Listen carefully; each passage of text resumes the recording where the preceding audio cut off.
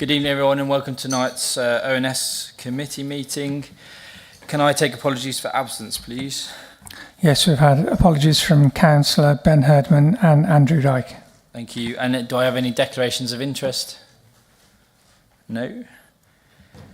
And can I get, well, is everyone happy with the minutes of the previous meeting? And if so, can I get a, okay, so I've got Emma Sims and Angie Crump for nomination. Seconder, thank you. And do we have any questions from members of the public, Spencer? No questions, Chair. Thank you. So we're moving swiftly on to Gareth and Stephen from Severn Trent. So thank you very much for attending. Gareth, I'm sorry I didn't get a chance to say hello to you before the meeting. Thank you very much for coming. I know that you've got a presentation to give. We also submitted a number of questions to you that you've come back with responses, so thank you. The committee have had those responses this afternoon. They've gone through, they may come back and just ask a few other questions. Appreciate you may have to go away and get further detail, that's absolutely fine. But it's easier normally if we just let you do your presentation and we'll take questions at the end if that's okay, but I'll let you get started, so thank you very much. Good evening everyone, my name's Steve Potter. My job title is Stakeholder Engagement Manager for Severn Trent, and what that actually means is I basically come and speak to councillors, local authorities on a daily basis about anything and everything to do with the business. So I'll give a brief overview of what Severn Trent actually is. So we've got two main jobs. One is to take water, clean it, get it to your house so you can drink it safely. And then the other one is to take the sewage away, treat that, and then return that effluent back to the watercourse. To help us do this, we've got around 10,000 members of staff spread across the Midlands, and that's to cover around 8 million customers. The good news is we are a growth company, so we are hiring over 400 more people this year, and that's to do various projects, one of which is to install over 800 miles of new pipework. Our bills are currently the second lowest out of any water company, and even with the bill increases that are set over the next 5-year period, we're probably going to be around that same position as well by the end of that 5-year period. So I will touch on bills and affordability at the end and things that we can help with the community for anyone struggling to pay their bill. But the good news is, cut a long story short, you can save up to 70% on your water bill based on various criteria. So we've got some big challenges at the moment, one of which is climate change. Obviously, really intense weather affects our operations, whether it's a really, really dry period or a really, really wet and stormy period. That can affect how quickly we can produce drinking water and also how quickly we can treat water and get it back into the system. Obviously population growth as well, so that brings more pressure on the network. The pressure that councils have to build new developments and get them through planning, which is on the horizon, that's also an issue which we are hearing a lot from councils at the moment. And then obviously the increased media scrutiny at the moment, rightly so, around storm overflows. So we'll come on to that again in more detail, what a CSO actually is. That's something that you'll see referenced in those questions that we provided the answers to yesterday. So what they are and what we're doing to improve that situation, and how we're improving river health. So I will move on to Gareth. Thank you very much, Steve. So my name's Gareth Mead. I've worked at Severn Trent for 19 years. I'm in our river protection team, but I've got I manage a team of river rangers, so pretty much my job, I'm out and about on rivers almost every day, checking them, inspecting our assets, checking the pipes, but also meeting lots of community groups, citizen scientists that are out there sort of checking river quality. I grew up in Evesham. I live in Worcester at the moment, so I know this area really well. So yeah, I suppose I want to start by just going back through these river pledges and to build on what Stephen said. We sort of recognised the overall dissatisfaction in how some of our assets operate and these storm overflows that are referred to as things like sewer dumping. So effectively, about 50% of our sewer network is what we call the combined sewer network. So that's where rainwater and sewage go into the same pipe. And of course, when we get times of really heavy rain, these pipes are designed to overflow a certain amount of that volume into a watercourse to protect homes and properties from flooding. Now, you know, when these were first designed 100, 150 years ago, that was probably acceptable, and they are really effective at moving water away from built-up areas really quickly, which was their primary purpose. But we, you know, absolutely accept that these days having sewage in rivers is unacceptable. So what we're going to talk about this evening is our investment plan. And water companies are invested in 5-year blocks, and they're called AMPs, Asset Management Periods. We're just at the very end of AMP 7, and AMP 8 starts in April 25. So you may have read in the paper, we go through this year-long negotiation with Ofwat and various stakeholders at what level we can set our bills at, and then that level funds the investment for the next 5 years. So we've had that all secured now. Our plans are being approved by Ofwat, and the majority of our expenditure in the next 5 years is going to be in the sewer infrastructure, but effectively looking at river health, and I'll talk a little bit about how that sort of process works. I've been around, you know, this is my 4th AMP now at Severn Trent. I've never seen an investment period that's so heavily focused on river quality, which is really good news. You know, my job is involved day-to-day being out on rivers, so I'm really pleased about that. But I think it's really good news, and I'll talk through in a little while how we sort of measure river quality and how that drives investment, which therefore should see improvement in river quality. I just wanted to, this slide really quickly just talks about the 5 sort of principles we've set out. I think you're going to have these packs, or you've had it already. I won't labour it because, you know, you can read these and it's all on our website. The one I really want to focus on is that number 1. So let me just remind myself of the wording exactly. Ensure storm overflows and sewage treatment works do not harm rivers. That's the bit I'll go on to talk about in a little while. Should we move on to this one? Yeah. If you want. It's a bit of a busy slide, sorry about that, but obviously we're happy to take questions at the end. But I think, the overarching point is we're spending a lot of money and moving very fast to fix some of these issues that you'll have read about or even reported yourselves to us. So that can be a combination of physical engineered solutions. It can be right from that all the way down to education programs with local communities so that we can reduce blockages and reduce water usage and help the environment in that way. So there's lots and lots of investment. Over 15 billion is what we've been approved by Ofwat. And we also raised £1 billion of our own capital, shareholders' capital, so that we could crack on with those improvements to rivers and CSOs straight away. So we're already well ahead of the curve.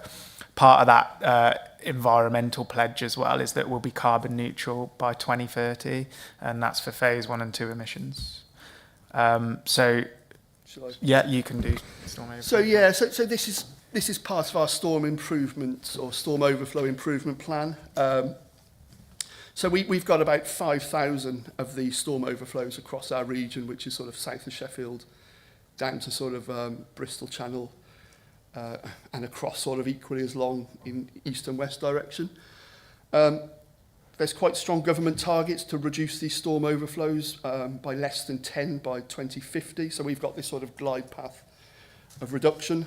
But for 24 to 25, we've already invested 450 million, and we've installed 1,500 new bits of kit to reduce these storm overflows. And effectively, there's a number of ways you can stop these storm overflows. The first way, and probably one of the most simple way, however it's quite heavy engineering, is you can build a tank.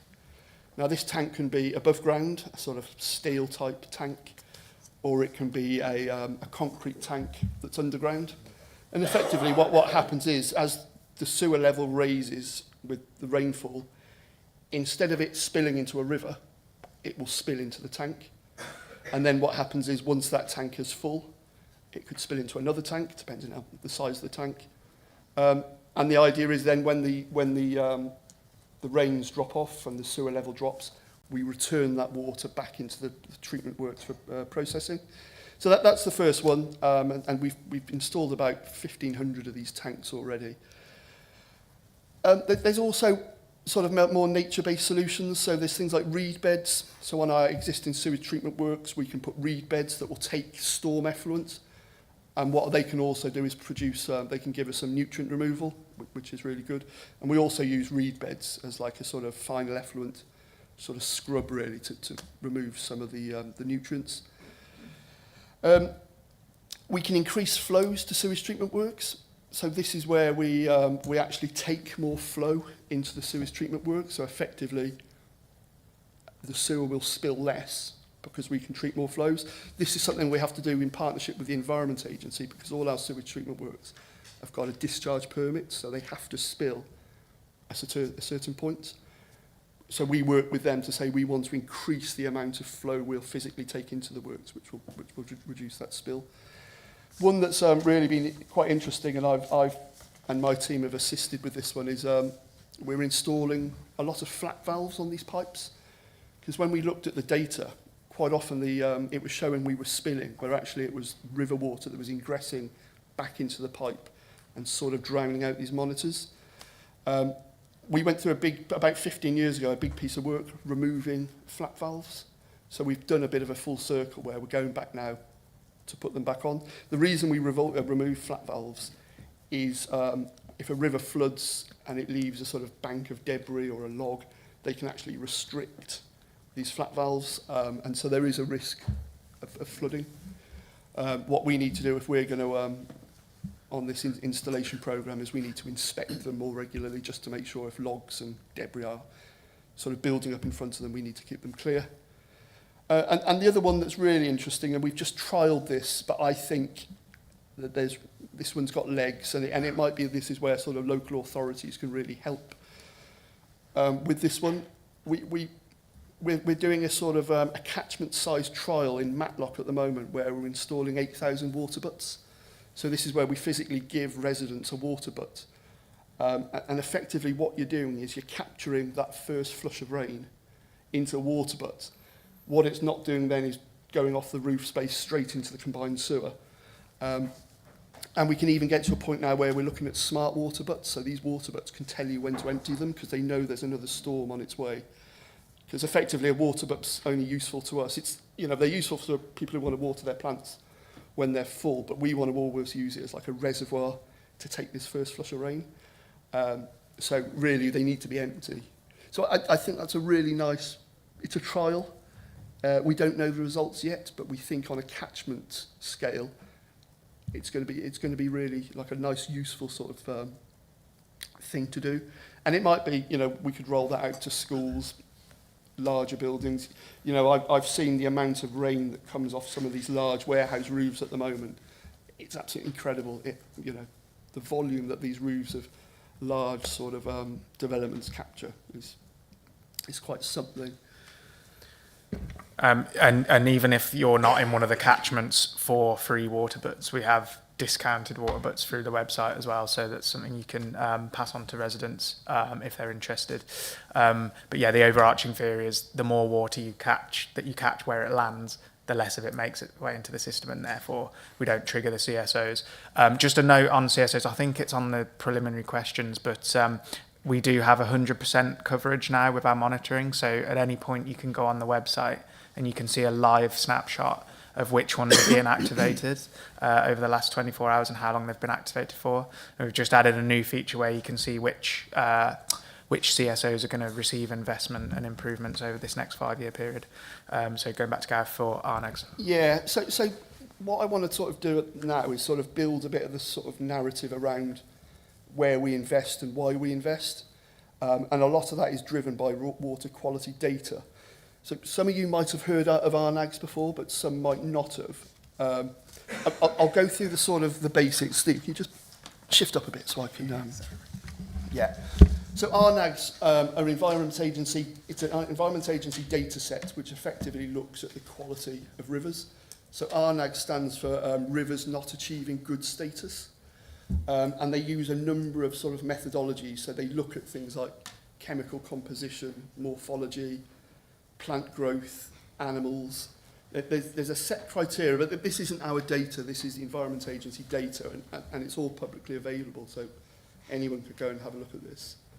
And what our nags tell us, they look at the sectors that are causing that water body to not achieving good status, and this is all based on what they call the Water Framework Directive. And it lists those, and what I'll do in a minute is go on to just show you that list. A water body is a really interesting phrase. So if you can imagine a stretch of river broken down to its smallest sort of postcode area effectively, that's called a water body. If you want to just go on to the next one. So what I did for the meeting, I looked at the local water body, which is the Avon, from the Conference of Workman Bridge, Evesham, to the Conference of the Severn. So that effectively, that map there, you can see Tewkesbury, Pershore and Evesham. That's effectively the smallest body of water that these RNAGs look at.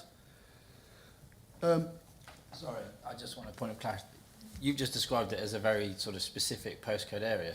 That's enormous. It is, yeah. So it's not that small. It isn't, but they cover every water course in the whole of England. Okay. And again, so this isn't my data, this is Environment Agency data. No, it's fine. Just the way I thought, I was quite impressed that you could do it at such a That- localised level, but that's enormous. Yeah, well, I mean, if I lived in that postcode, I think I'd get lost as well. yeah, So. on the grand scale of other water bodies, it's not enormous. It's sort of average size. It might seem I'll take enormous, your word for it. but yeah. Well, go on the website, you can have a look. Yeah. So, what I did was just broke down the list of the sectors for causing this section of the Avon for not achieving good status.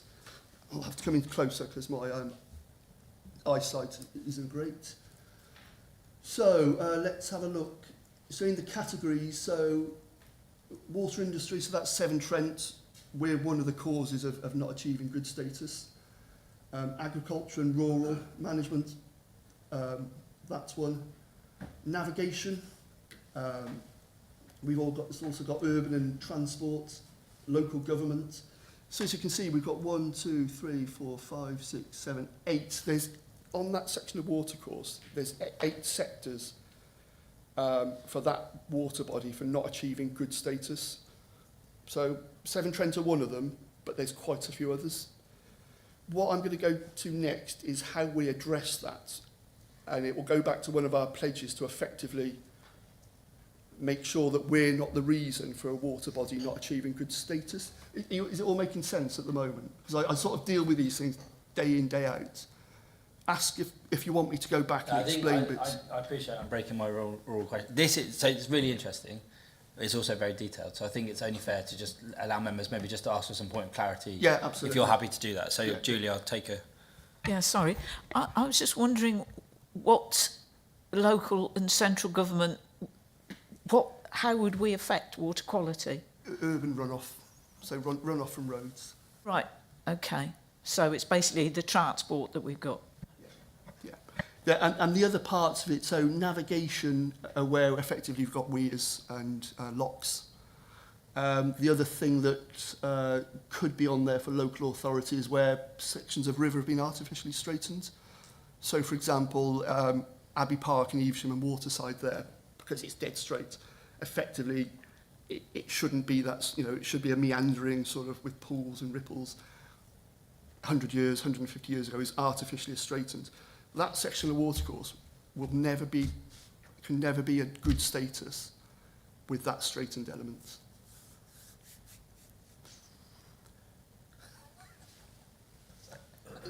I just feel like that's quite a big statement as well. To Absolutely, try and yeah, absorb. yeah, And I just because I don't know, and I'm an idiot when it comes to this sort of stuff, obviously. But why? Because because of the flow of the river, because... A number of elements, but yes, primarily flow and speed of flow. So if you're going to get sort of natural nutrient removal, you want areas where you've sort of got floodplain, wetlands, sort of wet riparian zones. Effectively, if you straighten a river, it just goes very quickly from A to B. And you don't get that natural sort of sedimentation and nutrient removal, which is effectively what we talk about when we talk about things like nitrates and phosphates. It's too much nutrient in the watercourse. Yeah. Can I ask a quick question? What about canals then? Canals are straight, so what about them? They're different. So canals don't come under, because they're sort of man-made and they were developed for transportation. They don't come under these sort of RNAGs. Effectively, they're almost like a private estate, if that makes sense. So what we do at Severn Trent, we look at our proportion of that. So, we've got one RNAG there, and it's for phosphate, and that's from two sources, from what we call continuous discharge, which is sewage treatment, and intermittent discharge, which are the storm overflows. That one? Yeah. So, this is where that sort of story builds. So we know we're responsible for phosphate making that section of the water body not achieving good status. So we work with the Environment Agency to look at how can things improve on sewage treatment works to remove that RNAG for phosphate from us. And that sort of then builds into the investment. So I suppose what I'm saying there is we've got 20 sites in the area, in the Avon sort of catchment, where our phosphate discharge permit is tightening. So effectively, the amount of phosphate we're allowed to put into a watercourse is controlled by the Environment Agency permit. In the next 5 years, they're all tightening, and this investment that we've talked about will pay for that. And this is an example here. So this is Lower Moor. Actually, Pershaw's a better example, because Pershaw's getting a really tight phosphate permit. So at the moment, we're allowed to discharge 2 milligrams per litre of phosphate in our treated effluent. In 2027, our permit is reducing to 0.2 milligrams per litre. So I know this is all quite technical sort of stuff, but effectively about 20 of our sewage treatment works in this local area, our phosphate levels, the amount we're allowed to discharge is dropping off dramatically. That's being driven by those RNAGs to say we're a problem for phosphate, therefore we invest, we change the way we treat phosphate on site, and we treat it to a much lower level. Effectively then we can come off that list as being responsible for not achieving good status for phosphate. Does that make sense? It's quite complicated, and what I wanted to talk about it because it's really important. You were asking about water quality and how we invest and why we invest. Yeah, no, I appreciate that. It's all driven by the science of what the river is telling us. Yeah. And then I think you probably described it in the best way that you possibly can for us as laymen. So I appreciate the sort of honesty. The thing that confuses me just slightly though is you obviously talked about storm overflow in the first instance, but it seems to be that you're sort of saying if you can get rid of that RNAG, Severn Trent's got nothing to worry about the Avon anymore. We're sort of saying that's our responsibility sort of solved, and that's loaded statement. Stephen was either launching for the microphone. So I can answer that. So in our river pledges, even though we're saying we won't be the reason by 2050 for rivers not achieving good status, so we're effectively saying by 2050 we won't be on those lists. That's our commitment. However, what we're also committing to is supporting others. So whether that's supporting agriculture, whether it's supporting farmers, whether it's supporting things like wildlife trusts, rivers trusts, to do something differently, we're committing to that as well. So just to be clear, that's because you're also saying that you're going to solve the storm overflow issue by 2050 as well as the phosphates issue. Yes, yeah. So they're two different things. So there's I know river they're quality two different things, and storm overflow. So there's a driver for storm overflow and there's a driver for river quality as well. But they both affect the quality of the both water. Both do, but in slightly different ways. Yeah. So the majority of phosphate in watercourses come from sewage treatment works and treated effluent rather than storm overflows. Right. And sorry to right. drill down. So of that sort of drop, you are saying you will reach that target by 2027, or that's just you're going to have a permit. If you don't meet it, you're going to be fined, and you're just going to absolutely. Suck that up. So the permit's introduced anyway. Yeah. We have to achieve that. If we don't, it's a pollution, and we'll be in court. Right. As simple as that. So these are sort of delivery dates. So effectively, we know when the permit is going to be introduced. Yeah. We have to meet that permit. So in terms of RNAGs, then there isn't. You sort of said about the local authority, which is an interesting, it's an interesting one to think about, because I appreciate, you know, we're the planning authority, so we've got a role to play in how we can protect watercourses, all that. So I understand all of that. But the storm overflow issue and sewerage is, you've got no way of monitoring what the hell goes into the watercourse if it's a storm overflow. It's effluent and everything else. So it's just interesting. I appreciate this is a government framework, as an EA framework, but it's interesting to me that doesn't seem to even be a consideration as part of these RNAGs. So in next AMP, so starting in April 25, there is a commitment on quality as well. So we're installing 1,000 up and downstream monitors on storm overflows. Right. And that will increase again. So we're doing 1,000 in the next 5 years. So they will specifically tell us what's happening at those storm overflows. Because at the moment, we don't really know. So what these monitors will do is they'll give us a reading upstream of the storm overflow, a reading of downstream of storm overflow. I think I pretty much know what they're going to tell us, but that's never been done before. So it'll be really interesting, and what that will also tell us is where are our hotspots and where we need to invest. So it'll give us much more insight into river quality than we've ever had before. Yes. So I mean, we've got a couple of representatives here from an organisation that monitor river quality. So I guess citizen science is doing quite a lot of that. I think it's unfair to say there isn't that data. Maybe it's not data that you would maybe question, or whether you'd say whether you're going to be able to agree to it or not. But ultimately, there is quite a lot of work being done by voluntary groups to monitor water quality. That isn't not a loaded statement, but I think it's fair to recognise the effort they're doing, because they're volunteers at the end of the day. Absolutely, and I would agree. Some of the work citizen science do, and it's great because it's driven quite a lot of this investment. Yeah. Okay. Yeah. Thank you. Just on, if it's on this particular point, because I'd like them to... Yeah, go on then.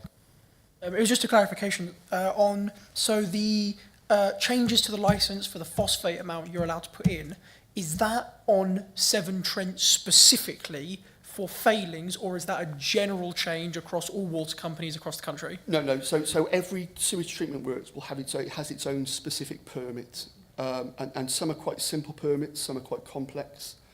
But they're all effectively, it's all around the quality of effluent that you need to discharge. And they work it out normally on receiving watercourse. So, for example, at Worcester Sewage Treatment Works, where my office is, it discharges into the River Severn. It doesn't have a phosphate permit, because effectively it's discharging into a huge water body and there's lots of dilution. At Hayden Sewage Treatment Works in Cheltenham, that I used to manage, it discharges into the River Chelt, which is quite a small watercourse compared with the amount of volume we're putting into it. That's got a 0.1 milligram per litre phosphate permit. So it's less about what you guys are or aren't doing, and more about the rivers that you're putting into and what's coming in, rather than anything you guys... In a way, look at it as a speed limit on the road. So the speed limit's imposed, the motorist has to meet that speed limit. On a road that's quite dangerous, or has a high risk, you have a lower speed limit. On a road that's much bigger and lower risk, you have a sort of higher speed limit. Thank you. Charles? Excuse me. On your slide, Gareth, you've got 8 works there. Are you saying that the improvements of those works have been completed? Some have and some haven't. So which have, please? Which have? Let me have a look at my list. So... And some of these may not be in the Wychavon area, because, again, we look at a river rather than... Yes, they're all there. So we've got the ones that have already been completed: Bishampton, Blackminster, Blockley, Broadway. Broadway's quite a significant one, because that's a total sewage treatment rebuild. Rather than just adding chemical dosing to remove phosphates, we've rebuilt the sewage treatment works there. Church Lench has been done. Honeybourne, Inkborough's 25, Lower Moor has been... Lower Moor's quite an interesting one, and I remember from last time, I think, are you the councillors for the Lower Moor area? Sort of. Did you visit recently? Did you go and meet Ben and have a site visit? Because I know some councillors have, but I'm not sure. We had a meeting a year ago. Lower Moor's quite interesting because it's going to have a total rebuild of the treatment works, because there's so much growth in the area, and it's got a very much tighter permit it's going to need a total rebuild of the treatment works because of the constraints of the land we've got there. We've had to build a temporary treatment works to effectively take all the flow, so then we can knock down the existing sewage treatment works and rebuild it. Sewage treatment works are one of these things that you have to keep them running. It's really, you can't turn them off. So sometimes with this investment, it's quite expensive and quite complex because you have to keep something going. So with Lower Moor, there's a P permit, and it's also what we call a growth driver. So there's more flow coming into it, and there's quite a bit of spill reduction as well on the back of that growth. I believe just today we've actually released a big press release about Lower Moor actually. So on completion of this, I'll share it with you, Spencer, and you can have a look at it. It goes through all the details of what's been done exactly on the site. I'm still confused because you've got 8 works there. Some of them oh, sorry, I hadn't. You've got 8 works there. I'm not clear which have been completed and which ones are, and what's intended for the others. Yeah. What you obviously got a list there of all the others that are in the programme. Can we have a copy of that list? Well, this list is quite hot off the press. I'm always nervous about producing lists that haven't been assured by our assurance team and our press team, and because what I don't want to do is set hairs running saying we're going to do all this and it doesn't happen on these dates, because these are very, our draft our final determination was only signed off December. So our engineers are sort of really working hard at the moment, and an engineer gave me this list to say this is what we're sort of working on. I've got the ones we've done already. I wanted to sort of give an example of the sort of areas we're working at rather than giving you a definitive list. We absolutely can give a list. I think it's just still a little bit early, but I still wanted to come to the meeting with some good news, just to sort of reassure people that we are investing. Does that sound fair? That's fair, and I think once you can supply a list, we'd be grateful to receive it. I guess the question for me is the sort of the fact that you're not sure means that there are other pressures that could knock some of these things down the list because other priorities come on board, which I appreciate. Yeah, I guess is there an assurance though by within the next AMP that you've got that these things will be done in the next 5 years, or is there a potential that actually something else comes along and that's considered more of a priority and that these are pushed down? It shouldn't be, because these are permit deliverables, so these are what we call quality schemes. So the permit is coming into force on those dates. So we have to do them effectively. If we don't, we're in breach of our permit. Right. I think, we absolutely could provide a list. It was, for me, it was more a timescale thing, ready for this meeting, trying to get engineers to commit to something when they're, trying to do 15. I guess that I sense there's still you're slightly nervous to tell us exactly what will happen because you don't know at this moment in time. What though, just out of interest then, is what are the drivers of changing those priorities?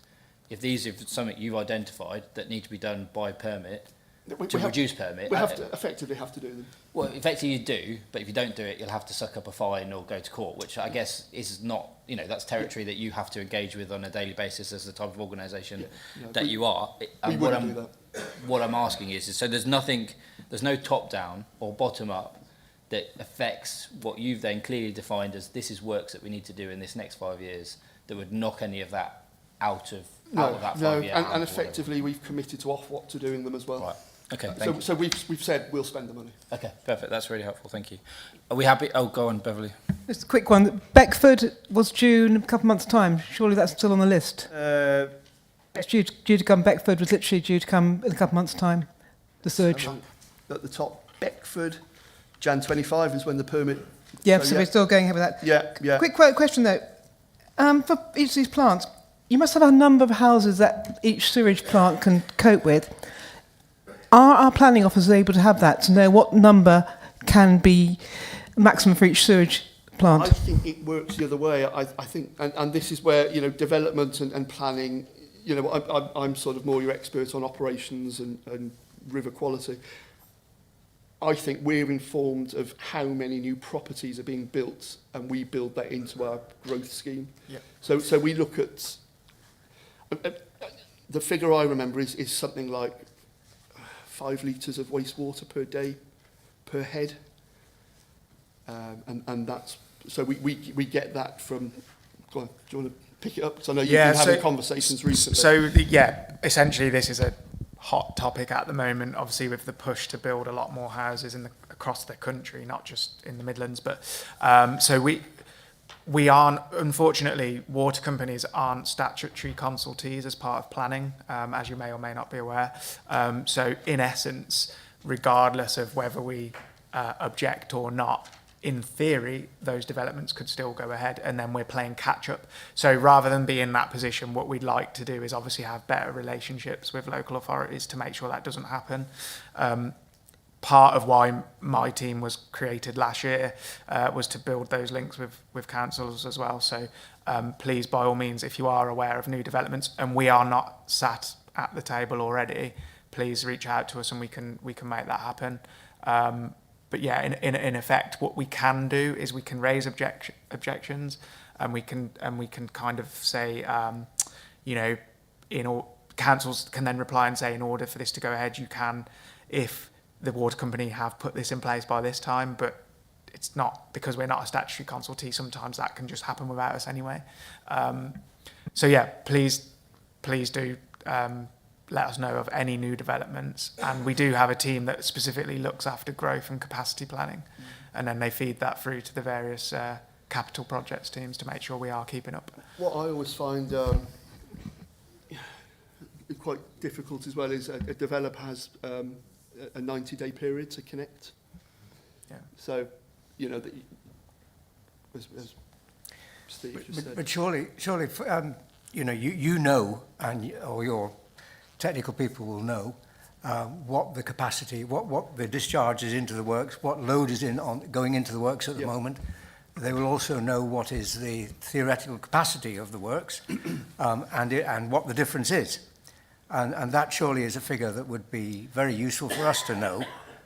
It doesn't change the statutory situation. It doesn't change your obligation to take on development, but at least it informs us as a planning authority to know where there is capacity and where there isn't capacity. So if those figures are available, it would be extremely useful for the council to have them. Yeah, that sounds sensible. Yeah. Yeah, I can. If you want to, after following this meeting, if you want to put someone forward and I'll introduce you to our growth and capacity planning manager, and then then we can take it from there. Yeah. We'll deal with that through officers, but it's a great offer, and Kieran's here to give us a talk later. So it would be great maybe if you two can. You're kind of passing in the night a little bit when you cross over, but I'll allow a few minutes maybe to have a quick chat and just exchange business cards.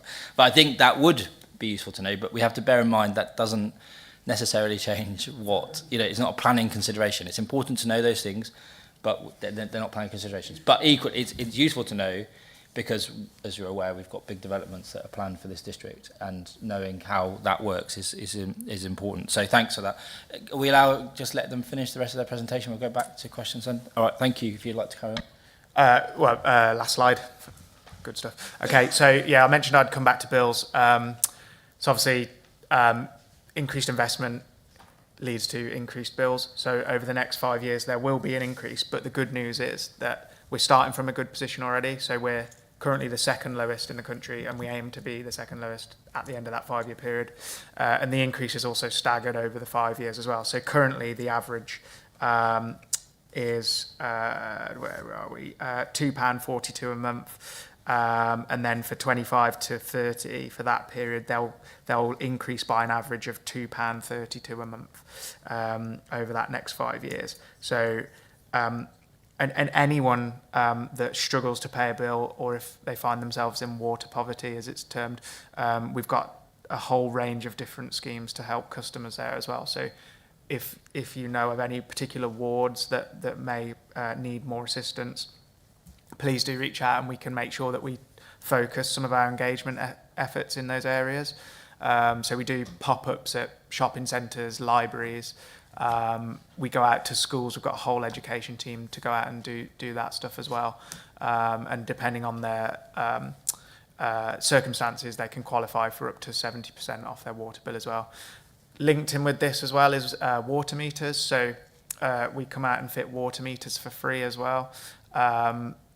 You get a 2-year period if you don't like how it's going, or if it ends up costing you more. Most of the time it won't, but if it does, you can revert back to the rateable system. And yeah, as I say, we'll come out and fit those for free. And finally, I just wanted to talk a bit about our community fund as well. So this is totally separate from our day-to-day business.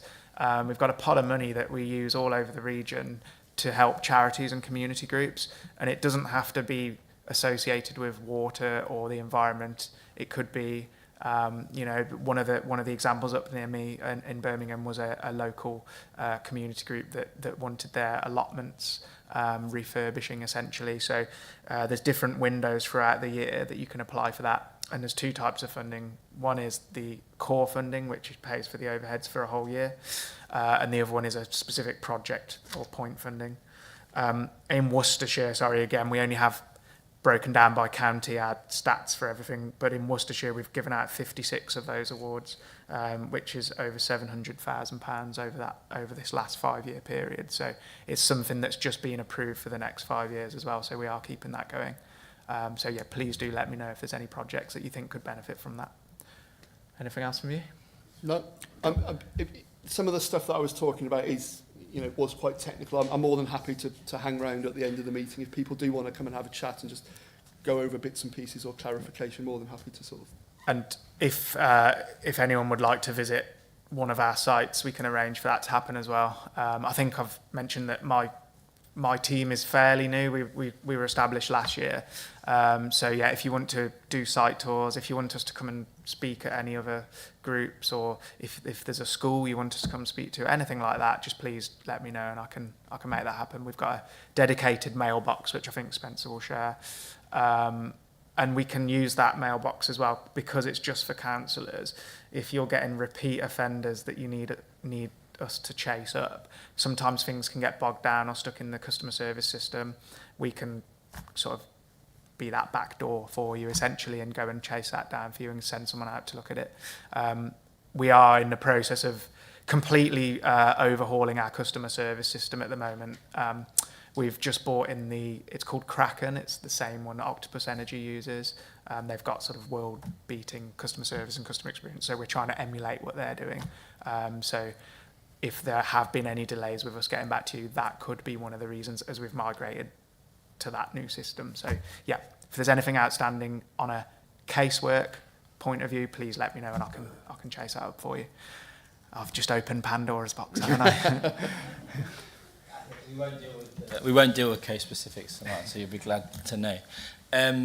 So thank you very much for the presentation. We've had the responses to the questions, and I'll just open it back up to the committee. I'd also like to involve Lou and it was Andy, wasn't it?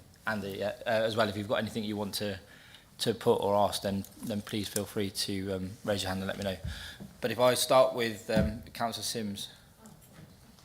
Thank you, Chair. I just wanted to ask about your sort of long-term ideal, and I know you've got 5-year cycles, AMPs, but is the long-term view, and I think residents would like to know, is that there will be no more effluent into rivers, even though the phosphates will drop. Is there a long-term view that this can be stopped, and by increasing the capacity of the sewage works, and I'm from Broadway, so I'm really interested, and I will be speaking to Steve. That will be, is there a long-term plan of that? Thank you. Yeah, absolutely. And remember, we have to break it down into 2 parts. So there's what's treated through a sewage treatment works, which is continuous flow. That will always continue because that volume of water has to go somewhere. But it's about effectively treating that to remove as many of the nutrients as possible. And again, the permits dictate that to the level we need to treat at. Then there's intermittent discharges, which are these storm overflows. That's the one with the government plan to reduce, so every storm overflow, it won't go to 0. That's not in the government glide path. It's less than 10 on average by 2050. Some of these storm overflows can discharge a couple of hundred times a year, so getting to that less than 10, you know, that's a huge achievement. And these tanks and these suds and these bigger pipes is what is going to drive that reduction. So yeah, there's our 5-year plan, but we're also building into our AMP9 and AMP10. You know, this will continue. Yeah.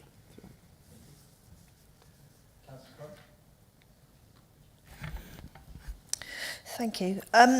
Talking about water butts earlier, we were talking, this may sound like really simple type scenario, I don't know, but couldn't we, with every new house built, make it a statutory requirement that the house builders have to supply a water butt as part of the house? Do you know Quite what simply. I would love to see? I'd love to see water butts. I'd love to see grey water ute tanks in roofs. I'd love to see a ban on block paving and, you know, have semi-permeable paving, you know, all these things. Yeah.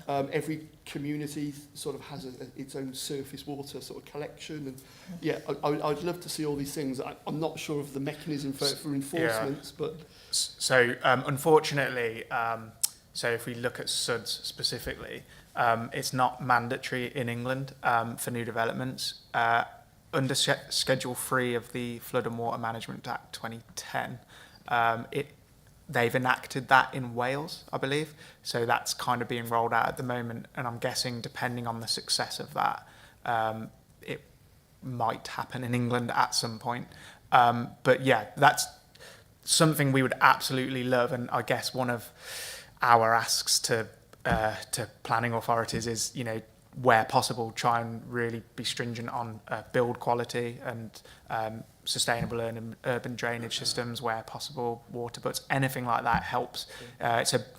Unfortunately, it's a bigger cultural issue in the country with runoff. I mean, even things like we use drinking quality water to flush toilets, don't we? Which, if we ask ourselves, is that really something we should be doing? There's some deep societal issues, I think, that need to be looked at on that bigger picture. But yeah, certainly the build quality would be a really quick win, and water butts would be ace. As I say, we've got discounted water butts you can get from us as well. So effectively, it's taking rainwater out of the sewer system. Yeah. We're treating rainwater at sewage treatment works. We don't need to treat it. If we can get that out of the system at source, you know, we'll save energy. We won't have storm overflows. But it's. Yeah, I'll let Kieran come in because it's quite opportune. Yeah, so I think it's probably just useful in terms of our council's approach is for new development to require water management statements to be submitted in support of those. So we've got a policy which allows us really a hook to do that, and we, on all new development, including extensions, we require that detail to be submitted. So it can include numerous things, but the most easy thing for most residential properties to do is water butts. So that's generally what we see. But there's other mechanisms as well. Restricting the flow, or the flow of filling the toilet, for instance, small things like that. So we're going a sort of further than the statutory requirements are certainly already. And the biggest problem probably is existing development where we don't have control. It's already out there. It's already discharging into the network quickly and in an uncontrolled way. But newer development, we've got those mechanisms in place. I'll let Councillor come back on that comment if she needs to. Yeah, basically, and also it's the way that we could do things from our point of view, like in our Wychavon magazine, to educate people of things that they could do, and let the residents be aware of simple things that they can do on their side of things to help the scenarios. For example, we were talking about fleeces earlier, and people washing fleeces and the plastic particles going into the system. Someone was saying that there's bags available that could be used. How many people don't realise this? And it's basically us trying to do our part where we can hit out to the people via the magazines, via our social media. And these are things that we can do that be fairly straightforward to help you guys as well. Yeah, we've got an absolute treasure trove of media that we can share with you that you can use to put in your magazine. We'd love that. Big issues for us: fats, oils, and greases, Wet wipes. Anything that clogs the system. It's an absolute bane of our life, isn't it? So any way we can reduce things like that. I think we definitely, that was going to be one of my suggestions, is that could we run something in the Wychavon magazine, because we talk about it a lot, and I think there's we want to hold you guys to account, but also as people that use water and should use it responsibly, it's important that I think so, knowing about the things that we can access, the discounted water butts, the bags that you can wash fleeces in, all that sort of stuff, I think that would be really useful to share in the magazine, and so I'm sure that we could go away and action that. Absolutely. So our magazine goes out a couple of times a year to all our residents. So 50,000 houses get the magazine. So if you want to, Brilliant, send the information through. You got Spen's contact details. Send the information through. And see what we can do. Happy to do that. Right, Councillor Tucker. Just a thing on, you got, on one of your slides, you said that you were putting in so much money for nature, but then you were also talking about natural improvements that can help, such as reed beds. Could you not put that money for nature into reed beds? Because there's lots of areas where reed beds would benefit river quality. I think it's that first one, wasn't it? Yeah. Was it this one? So, agree. And we do work with people like the Wildlife Trusts and the Rivers Trust, and we do fund a number of projects. We primarily fund those projects where we abstract water, and what we actually do, we know that these sort of, if the water is cleaner where we abstract it from, we actually spend less money treating it to go back into supply, which has got a benefit for us, but it's also got a benefit for the environment. So there's a number of projects that we do fund, but we're always looking for additional sort of projects to fund. But wetlands, swales, all the renaturalising of streams and watercourses, do all those things. Yes. So we'd absolutely support those. Yes.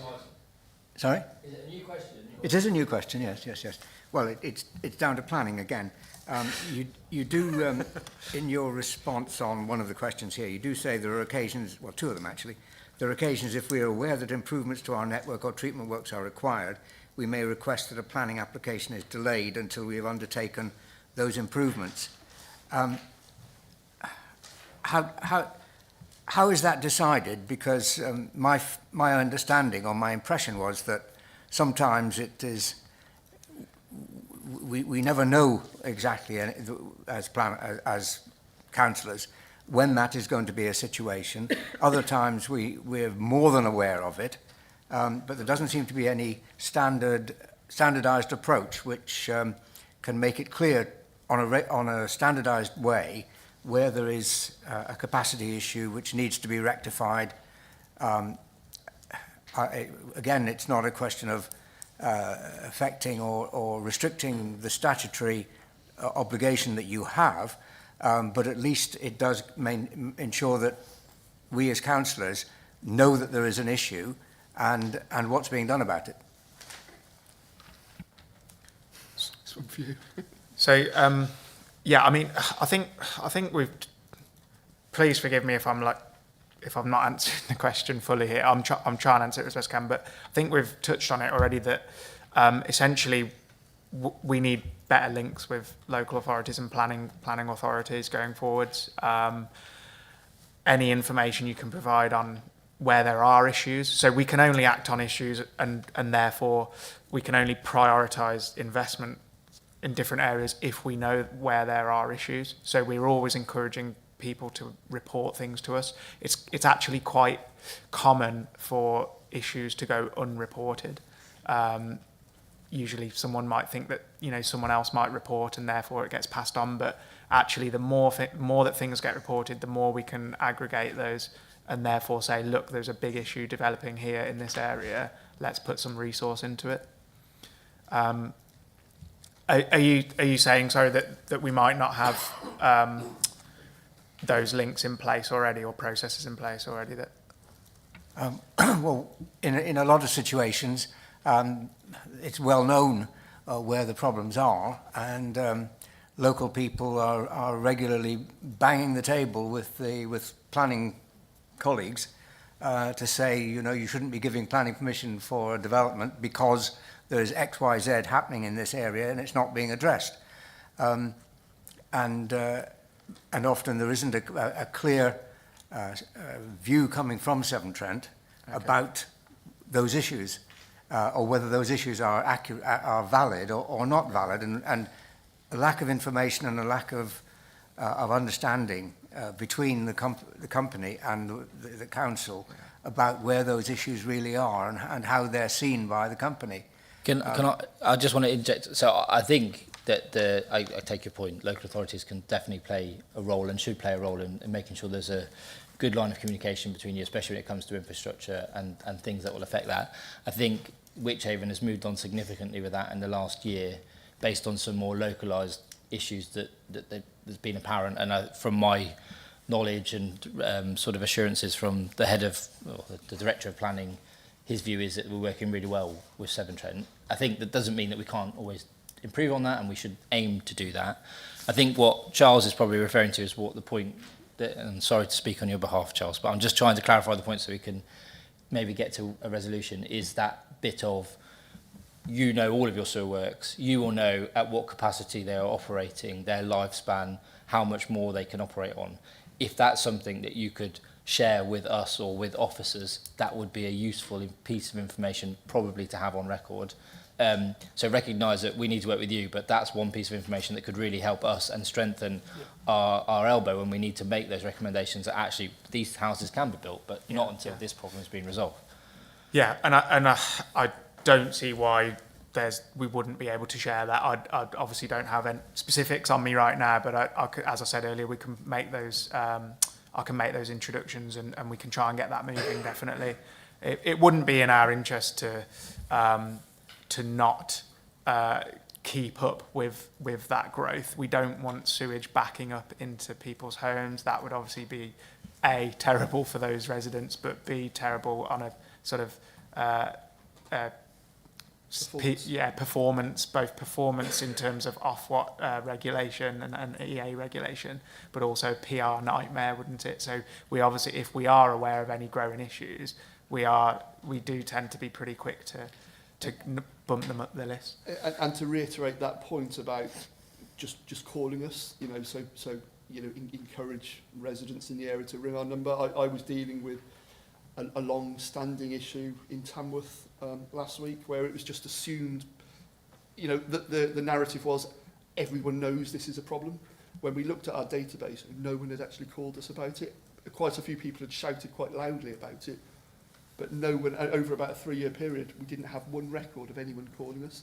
So that, you know, even if it feels like this is a known issue, I would encourage people to actually call us. So, and what that does, it starts to build up this case of evidence, and there's an audit trail, it's all recorded. That might sound, you know, slightly unbelievable, but when, you know, I sat with this group and we did look at our records, there wasn't one contact from any of the addresses from. Similar experience with the police. People don't report crime and then they wonder why it's not been resolved, and it's because other people, they think someone else has done it. So I can understand how that can happen. Councillor, sorry, it's empty, don't worry. Councillor Googe. Okay, thank you. I've got two completely independent questions, so if it's okay, I'll do one and then ask the second one after. First one goes back to the comment you made about the River Avon will never be good quality water because of how much it's been messed around with. Yep. I mean, I'm fully aware that the Avon is what in technical jargon is called a heavily modified water body, yep, because it's been straightened and it's been dredged, and we built weirs and locks and everything to control the water flow. I mean, originally that was obviously done for transport reasons, but now it's maintained for purely recreational reasons. We want people to be able to use their boats up and down the river. Okay. But obviously recreational rivers are also the ones where people are most concerned about water quality, because they want to be confident that if they fall in, they're not going to come out of the water having picked up the lurgy. And so do you have any dialogue with the Environment Agency and Avon Navigation Trust about how you can work together to ensure that what they do and what their users of the river do doesn't interfere with your role to keep it clean? Just to add to Councillor Gooch's point, there's a lot of people that would like to use the river for many recreational reasons. Fishermen, fisher ladies, fisher them. People that want to swim in the rivers. There's lots of...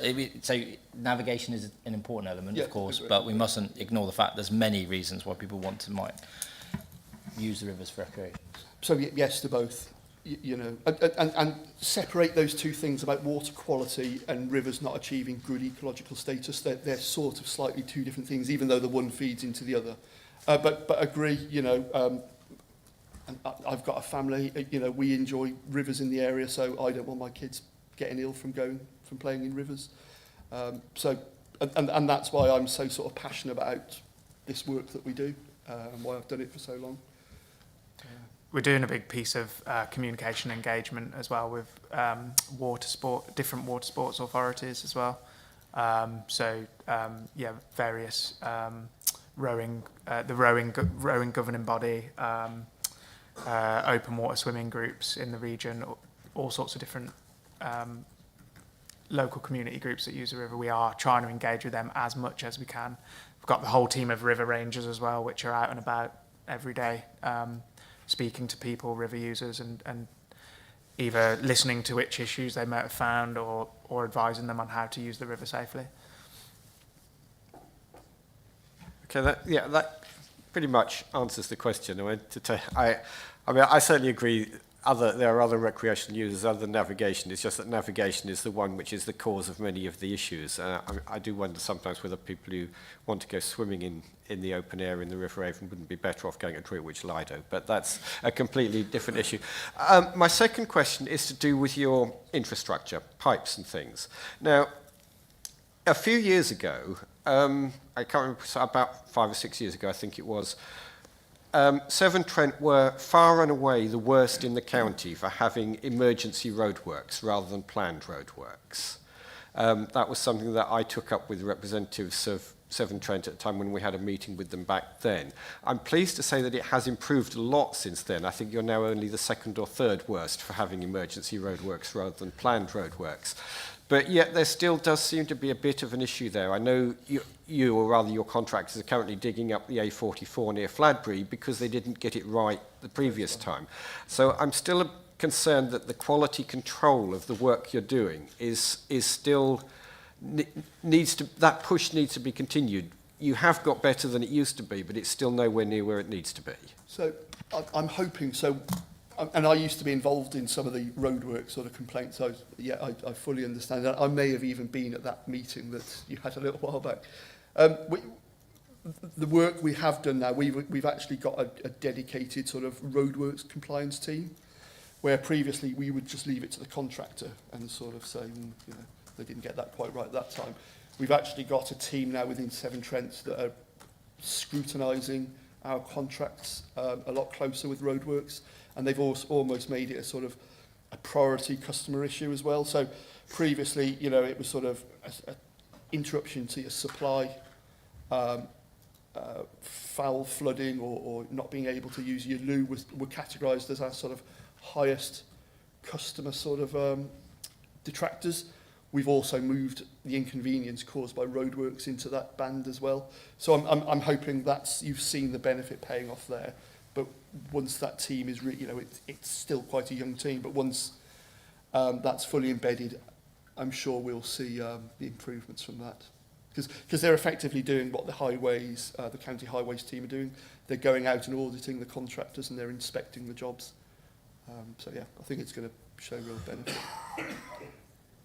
And those, just to add as well, the whole customer experience is one of our performance metrics as well. So if we don't meet a specific customer experience score, we again will be penalised. So we're trying to make it as good as we can for the customer on a number of different aspects, but also, you know, reduce the amount of work that we have to do in the first place. Leakage, for example, from pipes is another one of our performance incentives. So if we're not making sure it's done right first time, we're going to pay for it further down the line. So It's really interesting as well because we're looking at trials at the moment with sort of no-dig techniques, so ways we can repair water pipes underground without having to dig the road up. So I think there's innovation and technology there that's going to be really helpful. You know, you can sort of inject, you know, up into the pipe, and you can scan it and use all sorts of wonderful technology to look for leaks. And have no-dig technology, so you can almost repair it from the inside, which again, that would be fantastic because you don't have to physically dig the road up. Yeah, I mean, the A44 is a pretty unfortunate thing to have happened. I mean, that's a nice and polite. It's a very, very polite when I read the thing. letter Thank you. about the fact it was being dug up again, I can say that I didn't use the word unfortunate, but it is, and I guess you'll recoup those costs from.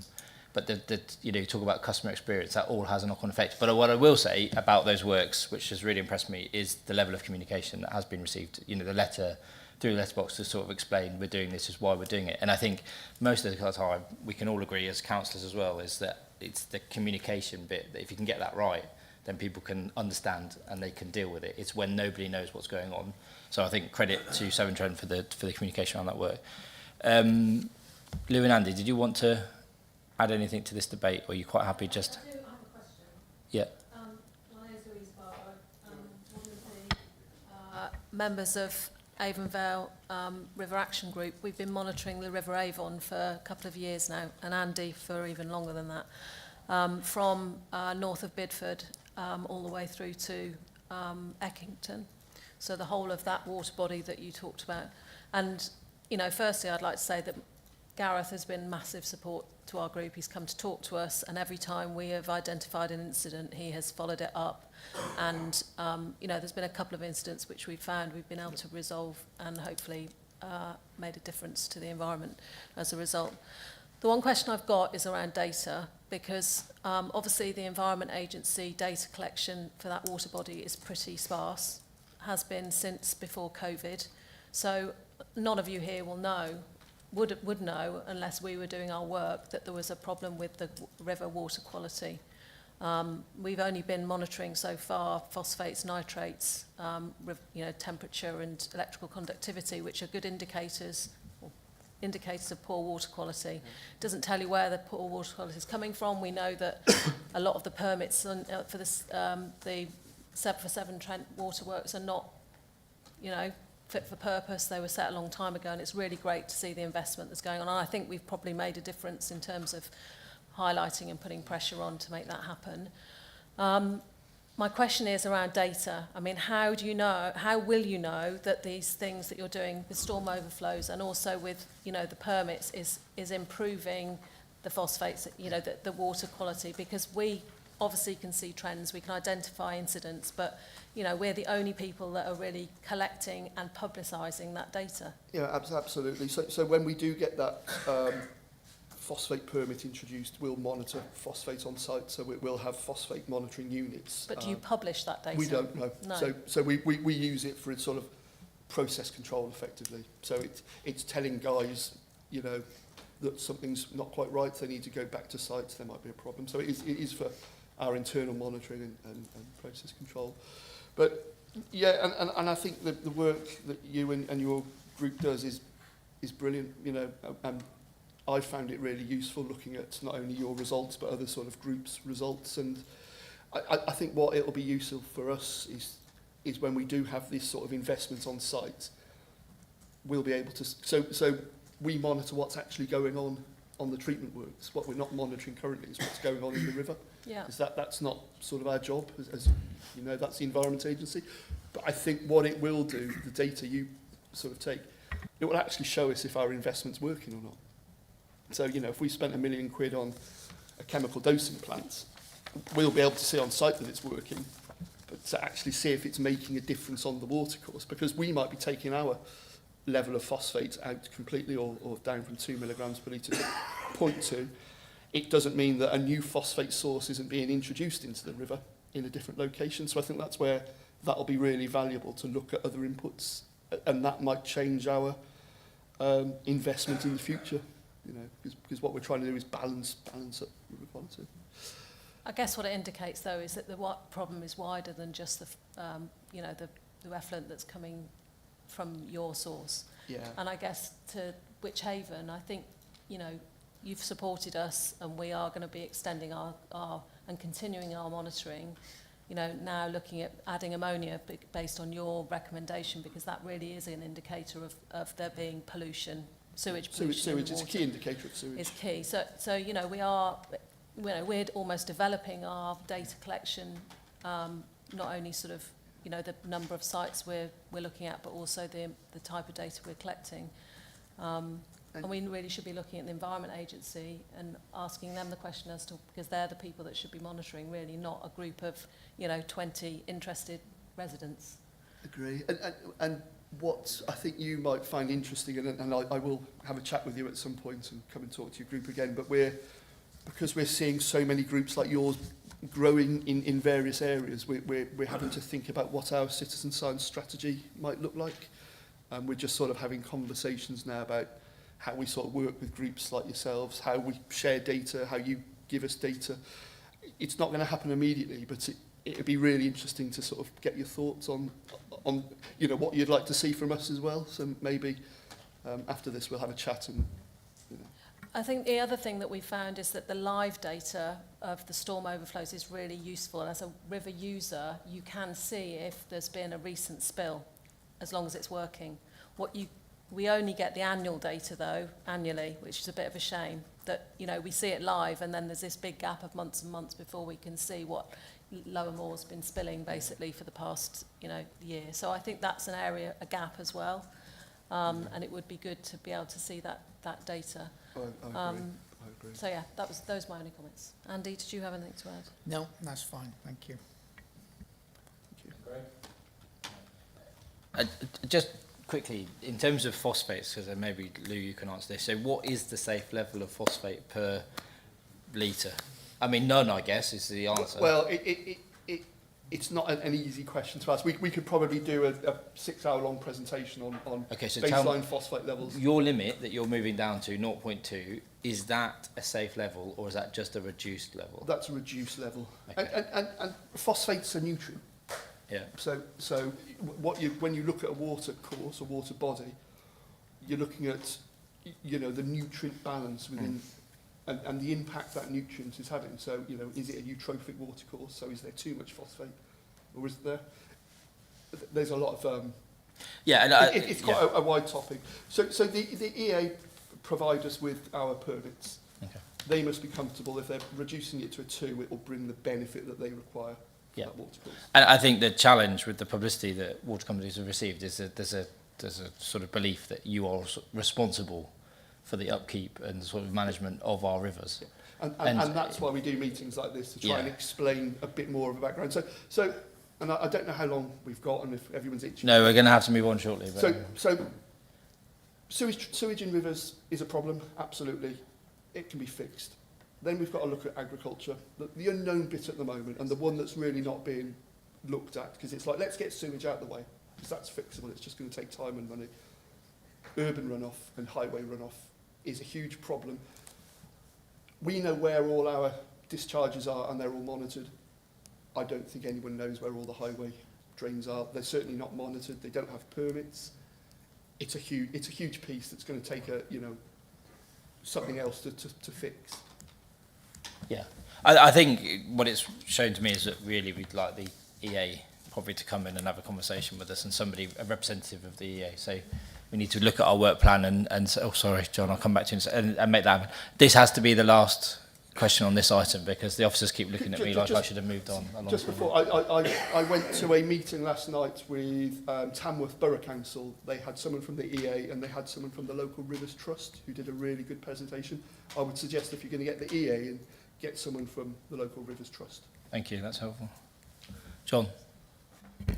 It's a follow-up really to the point that Mark made with regards to the A44, and that Charlie basically suggested the answer to you. But I do get asked a lot of questions by residents because of that stretch of the road and the length of time it's taken for all the replacement work of the pipe work and the traffic hold-ups and everything else. We now see, and we've heard confirmed tonight, that the work wasn't originally done to the satisfactory standard and has had to be repeated, can we have an assurance that residents won't be bearing any of the cost of that, and it will come down to the contractors or whoever was responsible for it not being done correctly in the first place? I mean, it's something I'd have to look into and speak to the appropriate team and get back to you on that without sort of detailed knowledge of the actual situation. But I'm more than happy to take that away and come back to you. Yeah. That would be very useful, because it means that I, or maybe other councillors in that area that get complaints from, drivers, if we can assure them that it was an error, it was done faultily, but is being resurrected, for argument's sake, the subcontractor or whoever it was, they've got to foot the bill, then they will feel that, okay, it's been an inconvenience, but at least we're not going to have extra put onto our water bills because extra work has had to be done. Yeah, our sort of overarching media line is that the bills going up over this next 5-year period is for new work only. So anything that should have already been in place, they're not being charged for, essentially. However, for that specific, I will take that away and get back to you. Yeah. Thank you very much. You can tell it's been a long item on the agenda, but it's something that matters. It really matters, and it's important to us as a district. The River Avon flows through, a large part of our district. So, really appreciate your time. I really appreciate hearing how you work with the different groups in the district and the work that they're doing. And again, thanks to Lou and Andy for everything that you do and the volunteer work that you do to monitor the water courses. But keep in touch, and if you can share that information with Spencer. And Vic's the person that can determine, he's not necessarily the editor, but he can definitely tell the editor what can go in the magazine. So if we can get something in the magazine and talk about water butts and other things that we can do to, as residents, what we can do to take responsibility is great. So thank you very, very much. Thanks very much. Cheers. Got the presentation, so we'll send the slides out after the meeting. So now, who has been waiting very patiently, although it was rather opportune that you were sat there, Kieran. I think it probably was a good opportunity. Is going to talk to us about the planning service update. So this is taken from a similar presentation that was given to Malvern Hills District. It was quite well received, so we decided that it would be something good to bring forward to this committee. Obviously, a lot of work has happened within the planning department, certainly since Ian was appointed as well. So it would be great to hear from you, and thanks for waiting so patiently. No problem. Thank you for having me as well. You'll be pleased to know it is updated with the sort of Wychavon focus, so it will have the relevant figures for you when I talk through. We're obviously quite tight on time, so I'll try and get through as quickly as I can. I'm the chair, so I'll worry about time. So don't worry about that. You do the presentation and don't worry about it. Lots of people want to get away, but we've got 2 hours and we're still well within time. Brilliant, so you give your presentation. Well, if there is any, if I do skip over anything quickly, just shout. And you'll share this presentation with us after. Absolutely. Thank you. Brilliant. So the focus of the presentation will just touch on the service review work that has been ongoing for some time now. Explain what that led to, and that did actually lead to a new team structure. We'll update on performance, our current performance compared to past performance, some further improvement work going on, and some challenges that we've got to face going forward. In terms of the review, we identified really that there was quite a few failings within the service, and we were keen to try and address those head on, really. So the first important thing was to review where we were, where we wanted to get to, and sort of put together an action plan. So in that review, we identified some key actions, really. A team restructure, and that's been implemented largely already. There was a number of reasons for that, and I'll go into a bit more detail shortly. There was a bit of a change around in teams, so moving planning support into the development management team, because that's where the validation of applications come and the customer service side to a large degree. But as it stood, they were managed by two different sort of areas, and it was affecting really how things joined up. There's still some work to do in these areas, but it certainly moves some barriers. We had a backlog of planning applications, so there was quite a historic backlog, and that was resulting in poor customer service, complaints, and ultimately we needed to address that head on. We were looking to speed up decision making. Again, that fits in with numerous other things that I've just mentioned, but ultimately we've got statutory targets for determining planning applications, and we weren't really performing well enough against those. We also have internal targets, which are stretch targets, which again I'll touch on, but again we weren't necessarily meeting those. We wanted to review internal procedures and essentially look at ways in which we could be more effective, and also improve resilience within the service. Ultimately, we lost a number of, especially in the Wychavon team, we lost a number of established and experienced planners almost overnight, and then it left quite a void. And I think what we've tried to do, sort of moving forward, is to ensure that we've got a good range of experience or people developing within the service to try and ensure that we're more resilient over time. We introduced a number of things, including overtime systems, so we can sort of turn that on and off to cover work at peaks and troughs, which we didn't have before, but that just means that we can manage workloads more effectively at peak times, and that's important not just to keep the work going, but also to keep levels of work manageable for officers. So it's important we look after the team because we need them to stick around ultimately. And we were very keen to reduce the reliance on temporary staff, and as I mentioned, we had a lot of churn in terms of staff. So we were very heavily reliant on temporary staff, and we're finally kind of getting to the end of the road on that. We still, after a number of years, are still reliant to a degree on temporary staff for the next few months or so, but we're really at the end in terms of we are at a point where we've pointed to all vacant posts and we're waiting for everyone to start. So it's a real sort of monumental moment from that perspective. And the other thing in terms of visibility and availability of the planning team, I don't think it's perfect by any means yet, so I'm not suggesting that it's all been solved, but we've certainly improved those areas in terms of being within, being available, being visible. There's days where the office, most of the officers are in, so there's more accountability, and there's more sort of structure in terms of the teams.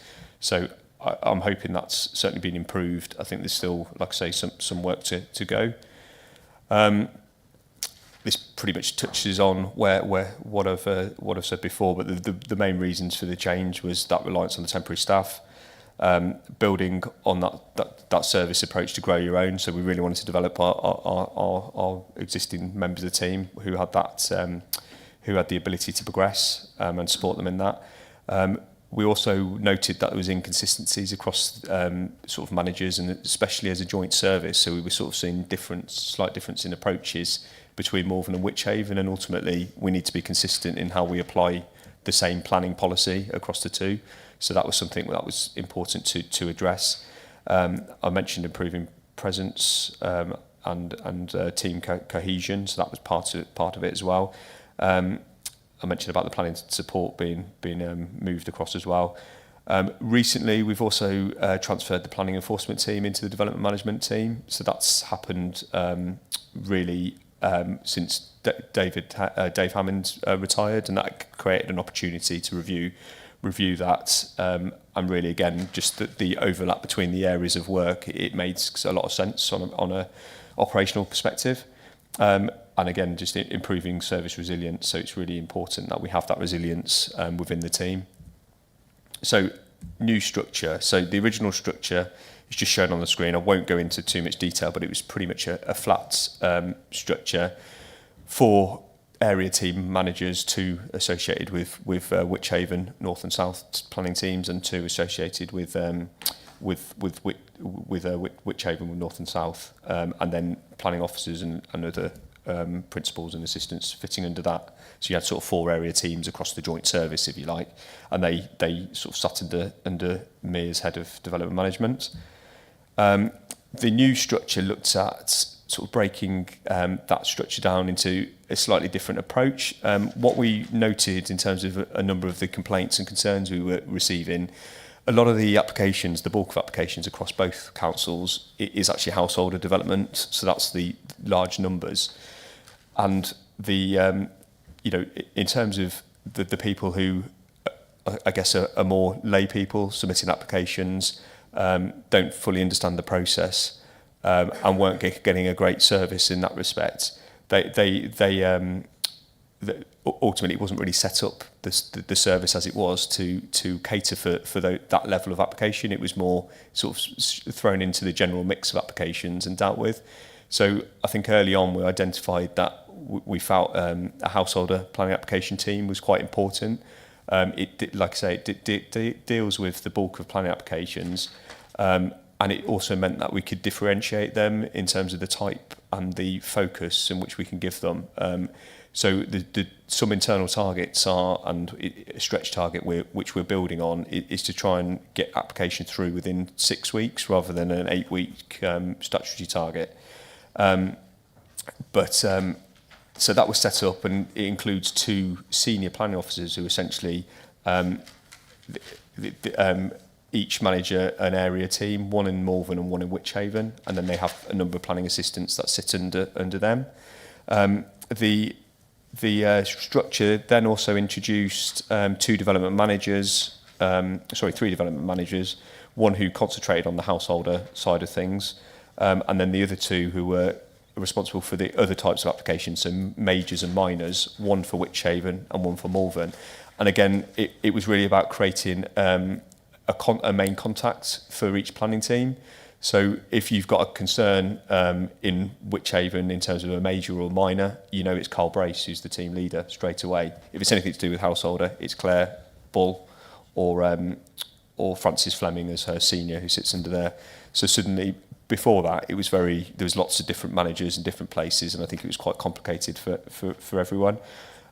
We also, as I mentioned, have recently moved enforcement into this team as well. We also created a strategic sites officer, so that's Joan Desmond for anyone who doesn't know. She started with us a little while ago, but she will be leading on sort of major projects, in particular Parkway, for us. So actually building the team to take on that application when it comes in, and actually she's already contributing significantly to the plan and to the development of the master plans for that site, etc. So it was important to get that embedded now and ready to go. So that's happened as well, and we've also got planning support services manager within the team. So that's sort of the overview of the whole team across the joint service. I won't go through, I've sort of explained this, but this is just the Wychavon sort of focused officers really. Some of them are joint officers across both, but it's just I thought it'd be useful to include them in the slide so you can see who's who and where they sit within that sort of organisational chart. But I won't go in any more detail now. There's a number of ongoing improvements, considerable number really. There's recently we carried out a customer service review, so that was carried out by our customer service team, Joe Franklin in that team, who did a brilliant job in reviewing really our practices, identifying some areas where we're weak and we need to improve, and as a result we've put together an action plan to hopefully drive some improvements.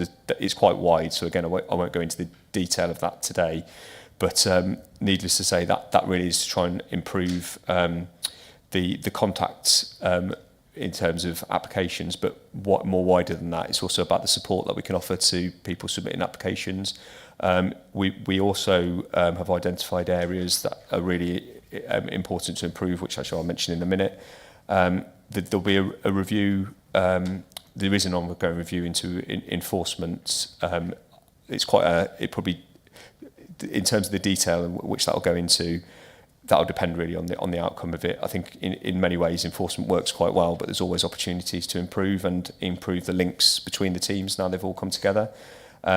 We're hoping to improve engagement with and training for parish councils, so we've already put together an initial programme that we think we can roll out to parish councils, which we haven't done for a long time, I think. So I think it's really important, and that's one of the areas I think we often, I think as people working on planning application day to day, we might find it difficult that people don't necessarily grasp the planning issues, but then we don't necessarily support them and give them the skills that they need. And it would, you know, it's really important that we help and support them as well. We appointed a new head of service for urban design, ecology and heritage. So that's Rebecca Lee Hart, who started just after Christmas, I think it was. So she's leading in that area of the team. And that's really a lot of our technical consultees. It's a really important area of work in terms of BNG, urban design on the big schemes, ecology, conservation, so heritage. So again, we think there's a lot of improvements that could help the sort of overall service there, and lots of opportunities and benefits that could be brought. So a dedicated head of service was created in that area as well. We're currently reviewing reports to try and make them a bit more user-friendly. They're often very long and onerous, so we're trying to do what we can. Obviously, planning is quite complex in a lot of times, so there's only so much we can do, but we know they could be better from that perspective. A big area of improvement that really needs a focus is the website in terms of the planning pages and the support and sort of the information available on that. So that's a massive focus for us, and actually over the next kind of probably month or so, it's like you're likely to see quite an improvement in that area. So there's a lot of content ready. It's just actually getting it into the right formats and corporately correct, etc. So there's a lot of will. It just takes a bit of time to sort of fall into place, but we're not far off there. We're looking at other opportunities in terms of AI tools for validation. There is AI tools that do a lot of checks for you. You can check whether things are to scale, putting them into these AI tools. There's AI tools in relation to biodiversity net gain that check things again. So there's some really good things coming on the market. So I think, I'm not saying we necessarily will use all or any of them, but I think it's being, you know, responsive and aware of the things available that can help. So, you know, there's potentially positives around that. We're producing standard conditions, which again is about consistency, really, and trying to make sure that we're consistent across teams.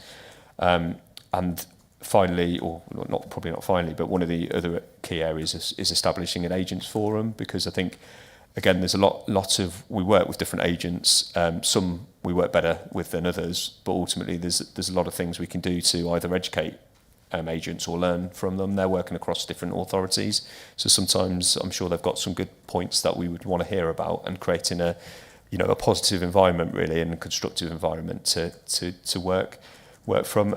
So that will happen fairly soon. We're kind of just in the process of pulling that together, but again, you know, we want to work with all the people that we come into contact, and that's hopefully how we improve the sorts of applications we get, but also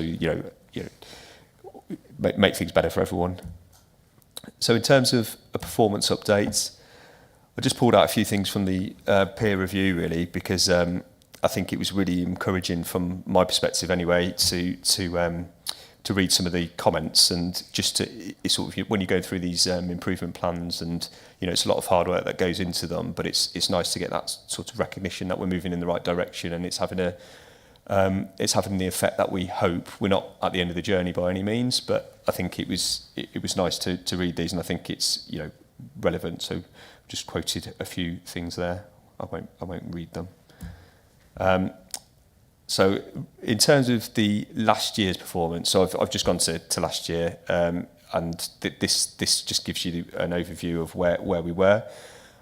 National targets for majors is 60% within time, and minors and others are both 70%. We achieved, as you can see, 77, 79 and 86 respectively. So we did meet all the national targets and exceeded them, which I think as a minimum we need to do that really. If we don't, we would be in trouble, and there's numerous risks, which again I won't go into in terms of for the council. What we also have, we have a number of stretch targets. So the targets, as you can see there, they're sort of 15% higher than the national targets to get to. We did achieve, for others, the local target, but for majors and minors, we were sort of below that stretch target. So the current performance, so this is year to date, as of probably last week when I put the figures in, so where we were, I think. But as you'll see, we're achieving both national and local targets currently. The sort of minor planning applications, we're just over the line with 86 out of a target of 85. But for the other areas, we've got a bit of a buffer. Obviously, that's important. We maintain the performance, but we've really sort of headed in the right direction. And I think it's from a lot of hard work and effort to get there. And there's still quite a lot that we're doing. So although there will be a point where there's only so you can get 100% in everything, but then there's consequences for that, because it does have a knock-on effect about how you work with people, whether you determine everything in time or whether you actually choose to negotiate and try and develop a scheme can impact on figures. So sometimes that's a consideration as well. But I think we there's still improvements to come in these areas. I mentioned the householder team, and I think it's just worth focusing in on here, because we achieved 82% in 23-4, but current year to date is 85% in time, or with an extension of time.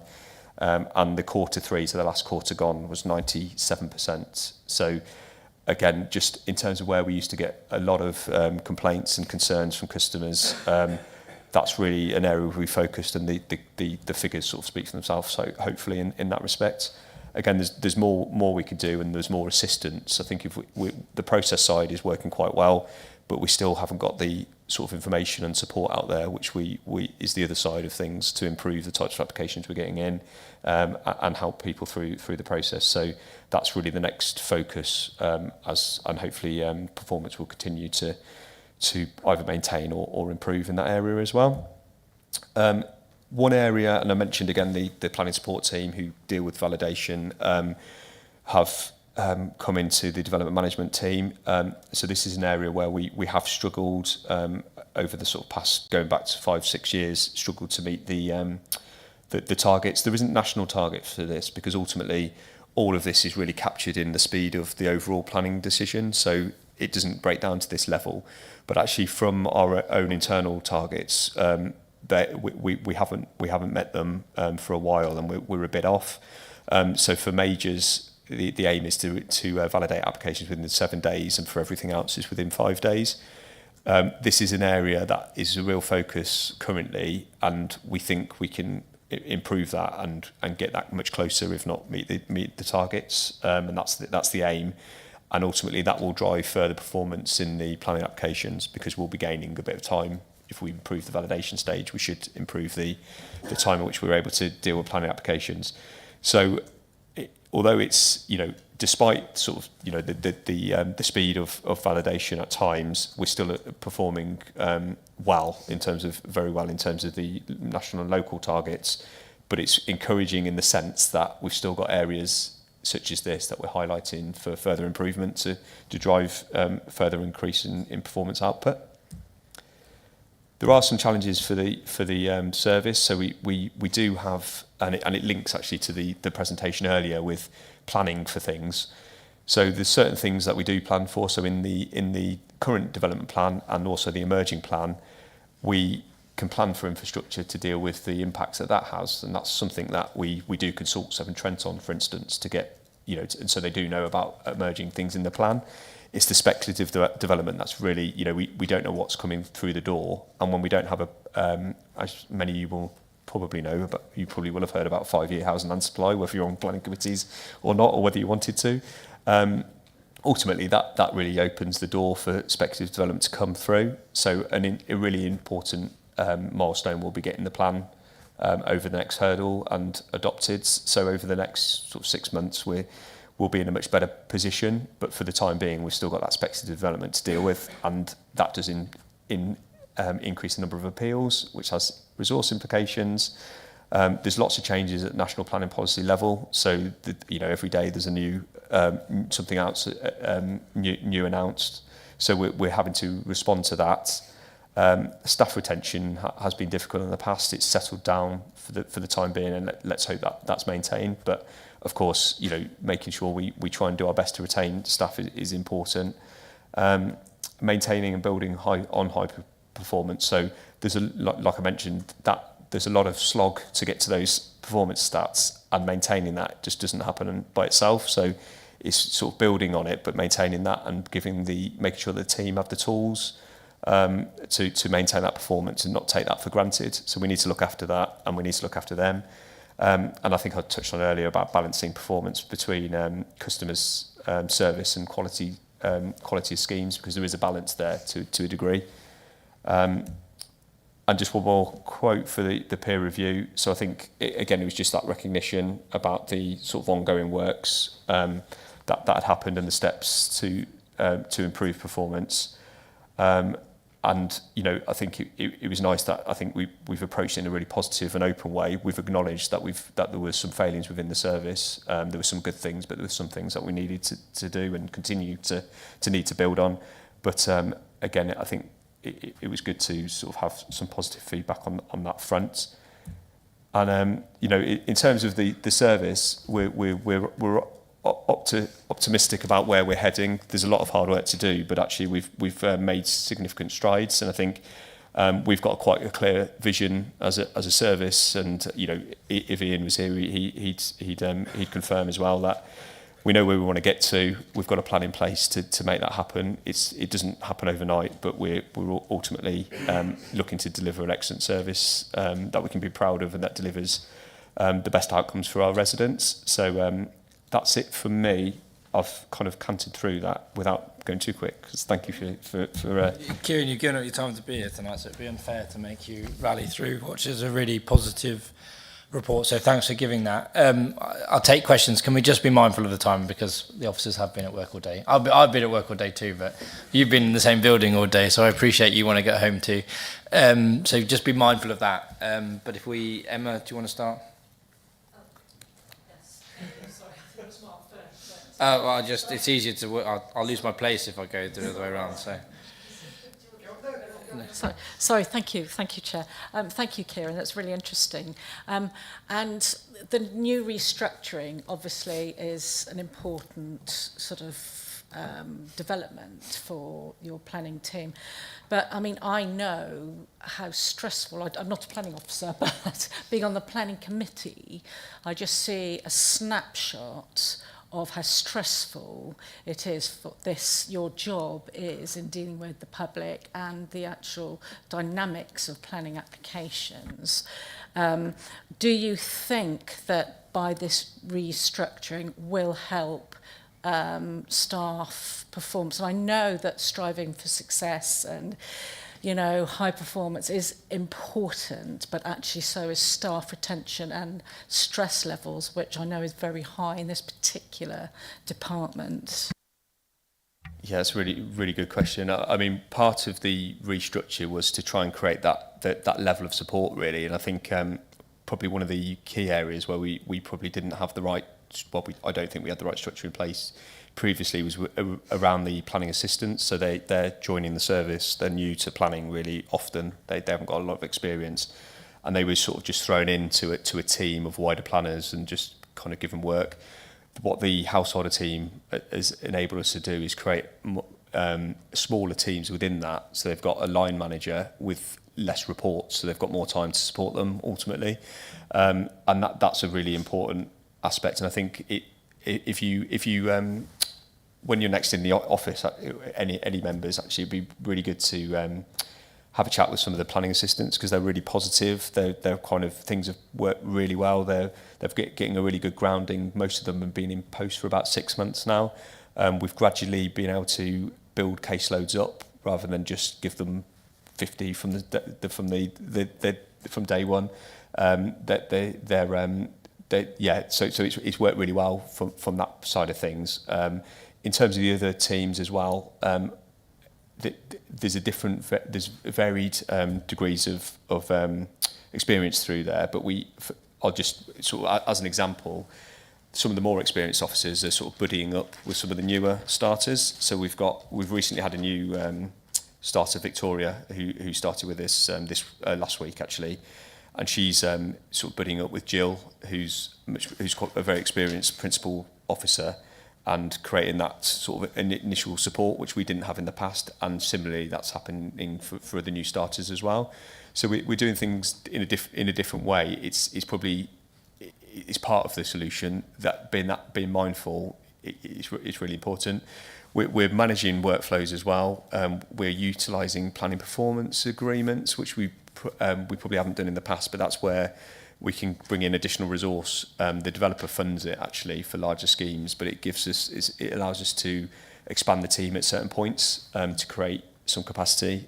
So we're doing different things, and also overtime as well. To if we do have peaks, we've got a system in place. It's quite popular when it comes up because it's a way of everyone making a bit of extra cash, but also it keeps the workload manageable. So it's focused around the householder types development, but it keeps things moving and it keeps workloads more manageable. There's still workloads in terms of the planning officers and principal planning officers are probably a bit higher than I would like still. So we're mindful of that, and we're trying to kind of manage that down. But it's a bit of a balance, and certainly getting to a point where we've got an adopted plan will help, because a lot of the speculative development and the pressure on that particular area of the team will be reduced significantly actually. So that will help as well. Thank you. Because that was I will do my best to be quick, but I have got 3 questions all about planning enforcement. Okay. First of all, your slides didn't have any performance indicators for enforcement. You had them for the other aspects of development control. But from your perspective, what does a successful planning enforcement team look like, and how do you measure that success? Thank you. And there are performance measures. Actually, I didn't cover them in this report, partly because I'm sort of looking at those at the minute and sort of service planning for next year, having taken on the service very recently. So I probably didn't want to capture that too much. Having said that, I think that there's different measures that we do measure. We measure the number of notices, the speed of closures. And they're useful measures, but they're not necessarily a measure of success. So I think that's part of the question really about actually what do we see. Notices are really useful as a tool and often to resolve matters, but they're not always they should really be a last resort, if that makes sense, because they're often a necessary last resort. But actually, if you can resolve things before that it gets to that stage, then it's better for all round, because it's much quicker to resolve. And if you can get the right outcome, it's probably, that's the way it should go. Closures, again, we have a 12-week we record 12 weeks. We don't have a target attached to that, so there's no target to say we should close X amount within, X% within 12 weeks. We just monitor the amount that we close in 12 weeks. And again, that's useful for the straightforward ones if there's no issues and we've looked at it and we've investigated and closed. But ultimately, having a driver to close things doesn't necessarily encourage the right outcomes as well. So I think at the moment, I'd struggle to say what the indicators should be. Well, we've got those indicators currently, but whether they're measuring the right things and whether they're, actually going to deliver the results that we need is something that I think I need time to kind of look at and reflect on and discuss wider really. But I think we want to be proactive as an enforcement team, and we want to resolve matters quickly. But as soon as we are escalating and we are taking formal enforcement action, if you measure in 12 weeks, it's never going to be in 12 weeks if you actually do something proactive and take enforcement action, because by the time it goes through the process and is appealed and the inevitable applications, and it could take a year or two in reality. So it's trying to work out what the best way of measuring it is. And the second question along those lines, obviously, as far as planning applications are concerned, planning applications are an income generator as well as a cost centre, because people pay a fee to lodge a planning application. But enforcement doesn't generate revenue, it's purely a cost, and the more complaints you get, the more it costs you. Mm-hmm. Are you comfortable that you have enough funding to properly and thoroughly investigate all the complaints you get? I think that we have expanded the team. So currently we're adding an additional 3-day a week post, and 0.6 of a full-time equivalent. So we have budgeted to include for that. ultimately, we've got a really good team actually in terms of officers in there, and there is a balance. Like you're quite right. Some of the things that probably I guess I don't really want to answer that question quite yet, not in public, because I think one of the key things we need to do is we need to look at the processes involved, and I think if you get the process right and then you still need resource, that's okay to sort of make a case for. As it stands, I'm not sure that all the processes are quite right, and I think it wouldn't be correct of me to sort of come and ask for additional resource or try and make a case for it, because I don't think currently I could evidence that. I think the setup for the team's pretty good. I think we could look at like I say how we do things. There's some quick wins in there that I've sort of identified probably early on, but there's other things we could go a bit further on. So yeah, it's a bit too early from my perspective to sort of answer that fully, but I'm comfortable at the minute that we've got decent people in, we've got a good level of resource, and I think there's every chance that we should be able to make that work with some, and improve that aspect of the service as well. One final. Yeah, sorry. Well, I'll be as quick as I can if you don't interrupt me. Two of our neighbouring district councils have transferred planning enforcement to Worcestershire Regulatory Services because they feel it fits more under a regulatory regime than an application regime. When you were looking at the reorganisation here, did you consider that? We have considered it in the past. I think what was really a driver for actually bringing them into the team is that there was such a crossover with the planning team. Ultimately, they were sitting outside of the planning team, but all the conversations were with myself or the planners to work out whether there was merit, whether it was expedient to pursue an enforcement complaint, whether it was likely to get planning permission, whether it wasn't. And again, a regulatory service, they can investigate and they can tell you what they found, but it still comes back to the planning department ultimately to make a call on whether you pursue something or whether you issue a notice. So for me, I think it's more effective to have in-house for that very reason. And I think at the minute we're probably not maximising those connections because we've only recently brought them into the same team. But I think actually building on that is going to be a strength for the team rather than sort of doing it in a different way. Not that I'm criticising other councils for taking that approach, because it's a legitimate approach depending on their setup, etc., and how they work. But I think the benefits there are going to outweigh sort of the other approach of outsourcing. You may never ask the question again in this chamber if I have anything to do with it, but anyway, that's fine. Angie, so it's a quick question if you could. Okay, yeah. Would be really helpful. I'll do that. One thing that we were talking about, different things to do with the planning. It would be really useful from councillors' point of view if we could have a glossary of different aspects of the planning. Because there's certain things that obviously when we're new to the game, trying to understand the ins and outs, we're not the experts, you guys are, and yet there's a lot of onus on us to try and help you and support you with things. So some sort of glossary that would be really, really useful, that maybe even that is available to the public as well, because so that they can understand it. The other thing was, with regard to parish councils, I have 5 of them, and they can be very challenging at times, as you well know. So when they have a lot of, all bar one of our parish councils meet bi-monthly.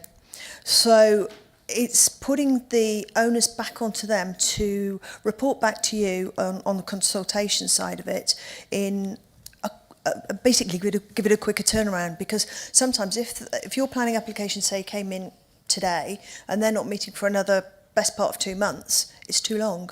So put the onus on them to say, right, you've got to have sort of some subcommittees to turn it round, because I know ours don't, and they just will turn up at meetings and then they'll say everything's taking too long, and they throw it back at us, and it's like, well, actually the parish councils need to be more responsible for their applications, especially some of them that are really quite serious ones. It's a fairly straightforward one, then that's fine, but some of the ones I'm trying to deal with, and they can be more challenging than others.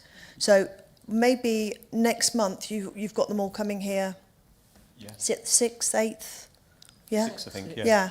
And I know I'm encouraging mine to come. Sorry. But trying to get the owners back onto them to try and do that. Does that make sense? No, it's fine. It's just that was a statement and a question mixed into one. So it was rather that, I'll answer really quick because Yeah. I think that's all very, very helpful and legitimate. I'm working on something for parish councils for information as a pack, which actually could be public and could be sort of have the same effect in terms of what you're asking for, in terms of having that step by step really and going through planning matters. Councillor Adams? Yeah, thank you for letting me ask a question. Very quick one. Well, they're two, but the one's very quick. One of the embarrassments I have, and I might have spoken to you about this before, Kieran, is that I might speak on the phone to a planning officer and then I decide to come in and speak to face, but I don't know who they are. It would be helpful to councillors, I feel, it's certainly helpful to me to save the embarrassment, if we could have a picture, a name with a face, and put on a board in the members' room. So if members come in, they want to see somebody, they know who they're looking for, instead of standing there shouting, Fred, where are you, type of thing. That's what I do as well. I don't recognise half of them. That's a good suggestion. Yeah, I will. Yeah. And the second one is on long-term applications. In your target list, obviously you clear so many, but there are, like we had at the last planning committee, one that had been on the books 14 years, was it? 10, 14 years? How do you deal with those when you're doing your percentage of applications? Do they go onto a separate list? Because they are about throughout Wychavon, the ones that have been coming and going for years. Yeah, I mean, they go onto the normal list. So anything we determine, it's affected by the date. So once it's over this statutory date, or we can agree extensions of times, so that helps. But on a lot of those older ones, we don't. So they, again, I mentioned the backlog. Those backlog applications that we still have, we have those historic ones that we're trying to get off the books. They're also dragging performance down. So once we clear those, and we are, month by month, we're knocking ones off of those historic ones, again, that'll improve performance, the overall performance as well. So you haven't sifted them off to one side because No, they've we been can't, on for so long? because that's the... So they're pulling you... Yeah, okay. so they are, yeah. Thank you, Mr Chairman. Thank you. Thanks, Kieran. Just a couple of points quickly. So we have an enforcement sort of scrutiny that takes place sort of biannually, I think it's the time frame. That hasn't happened for a little while. Mm-hmm. It's something that was put in place by the last council. Obviously, you're going through a series of changes, but I would say use that committee if it can be helpful with certainly some of the things that you're looking through and working through and the KPIs that would be useful as well for us as councillors and what we think residents would want to know about enforcement cases. I think enforcement is one of those things that we do worry about simply because it's one of those things that we get complaints of and we want to show action when we know there's been sometimes misunderstandings but also abuse of the system. Yeah. So but that enforcement I think probably needed a bit of that committee of enforcement review probably needed a bit of a relook anyway, and maybe that's something, Spencer, we can consider just maybe having a separate conversation about how that might work and just what we can do to be useful. Really happy to hear about the website changes. One of the things that really frustrates me is that we've moved to this whole paperless system and I have to try and manage planning applications on an iPad and a mobile phone, and having to always click a button to download a document to then try and find it on an Apple device is actually quite tricky. Yeah. And it used to be a lot easier. You could just click on the document and it would open. And the other thing that I find, now that I'm on my soapbox, is the issue when we get a notification about a planning application, is the contact information for the officer that you need to deal with. So you'll be told who the officer is, but actually sometimes you just need to pick up the phone. And if you could share that slide there with the contact information for the sort of direct lines of people, obviously office phones, that would be, I think, really, really helpful and something, again, that could be circulated along with the membership. But I think Rob's suggestion is really good. It's interesting. I haven't seen the sort of updated organogram for planning department. There's literally only one name now that I recognise on there. It's been a huge change, and I think when that person goes, it will be a travesty for Wychavon, but it will be because he's such a character.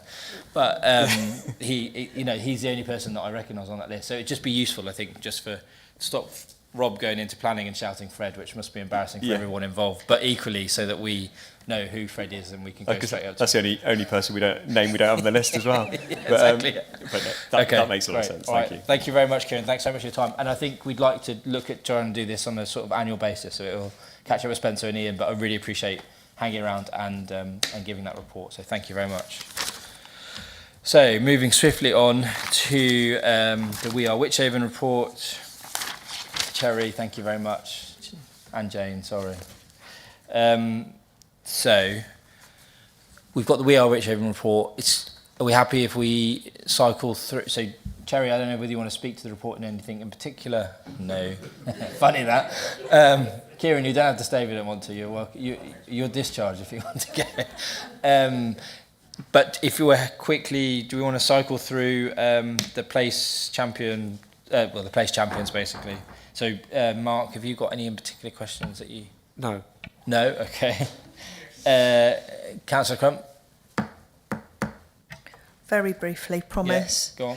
Sorry I didn't speak to you beforehand, Sherry, but I was away, so I just thought I'm keeping it simple. Okay.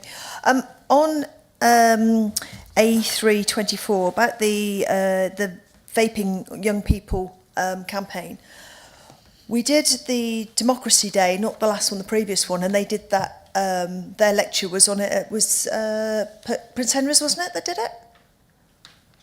One of the schools, Yeah, I remember them talking about.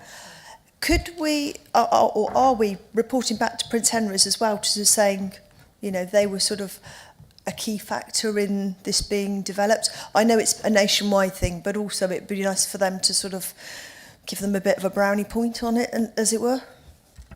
Well, some of the campaign materials are actually going into the schools. There's a pile upstairs, which I imagine will be going after half term. So hopefully they will get it that way. But yeah, that's a good point. We probably need to feed back to our contact there, specifically saying this is what we've done.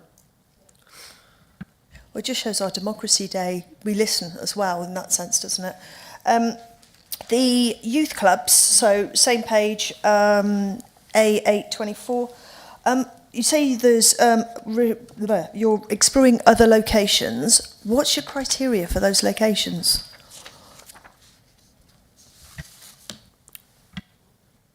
We'll need to come back to you on that, but I think it's probably partly where there is a willingness locally to work with us to develop something.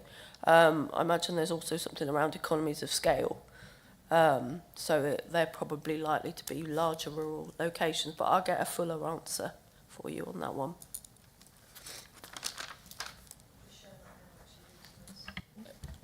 Is that it? It's not normal. Is it? On the, it's to do with the wellbeing hubs, and where are we? SM7A, the number of people assessing the adult mental health services. Do you think that this is worsening, as it were? Do you think it's due to the fact of more people being actually, it's a positive negative in a way, but that more people are being aware of the hubs, so therefore it's a worsening scenario, if that makes any sense? Sorry, just to clarify, is that SM7A and B, did you say?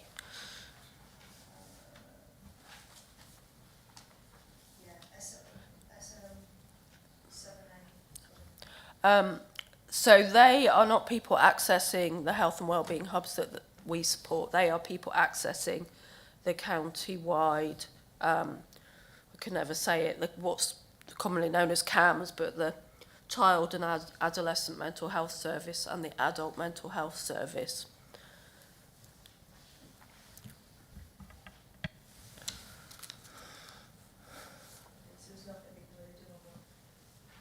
So a lot of the success measures in Appendix B are kind of giving wider context. So some of what we're doing is hopefully contributing.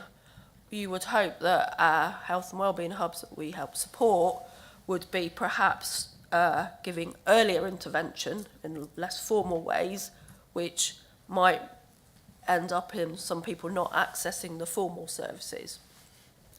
Evidencing that would obviously be quite tricky because if they're not ending up accessing them. But this is to give an idea of how many people in our district are currently accessing mental health services. I'm sure the demand is more than the figures there, but you can at least see trends over time. I just want to say, this report has been so much easier to read. Thank you. It really has made a huge difference. It's actually a delight to read this time as well. Thank you. Councillor Tucker, do you have any? Yep. Sorry. On C7, Cherry, the latest report says about there being a loss of funding for the support for communities to develop local plans and increase resilience to the impacts of climate change.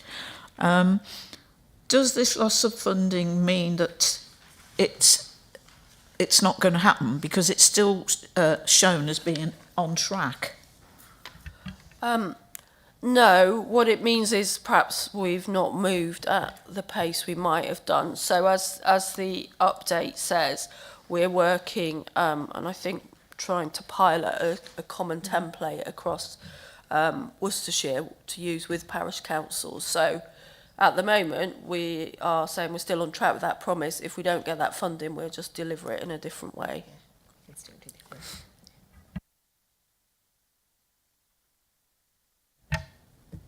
Okay, that's right, okay.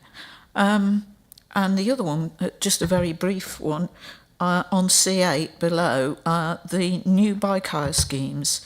You've mentioned Droitwich and Pershore. Is there any progress being made on Evesham, please?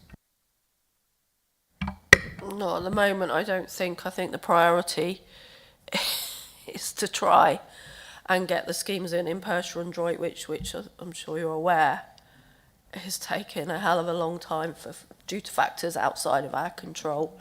And I think that's the priority at the moment. Evesham wasn't part of those original projects. Obviously, the aim is to get something in Evesham as well. But I think the team feel it's best to focus on the ones where we've actually, made a commitment and tried to make progress, and then hopefully, this may be optimistic, any lessons learnt from that can inform what we do for Evesham. I understand it is frustrating. I think we're all frustrated about the time. Something that should be relatively simple seems to be taking.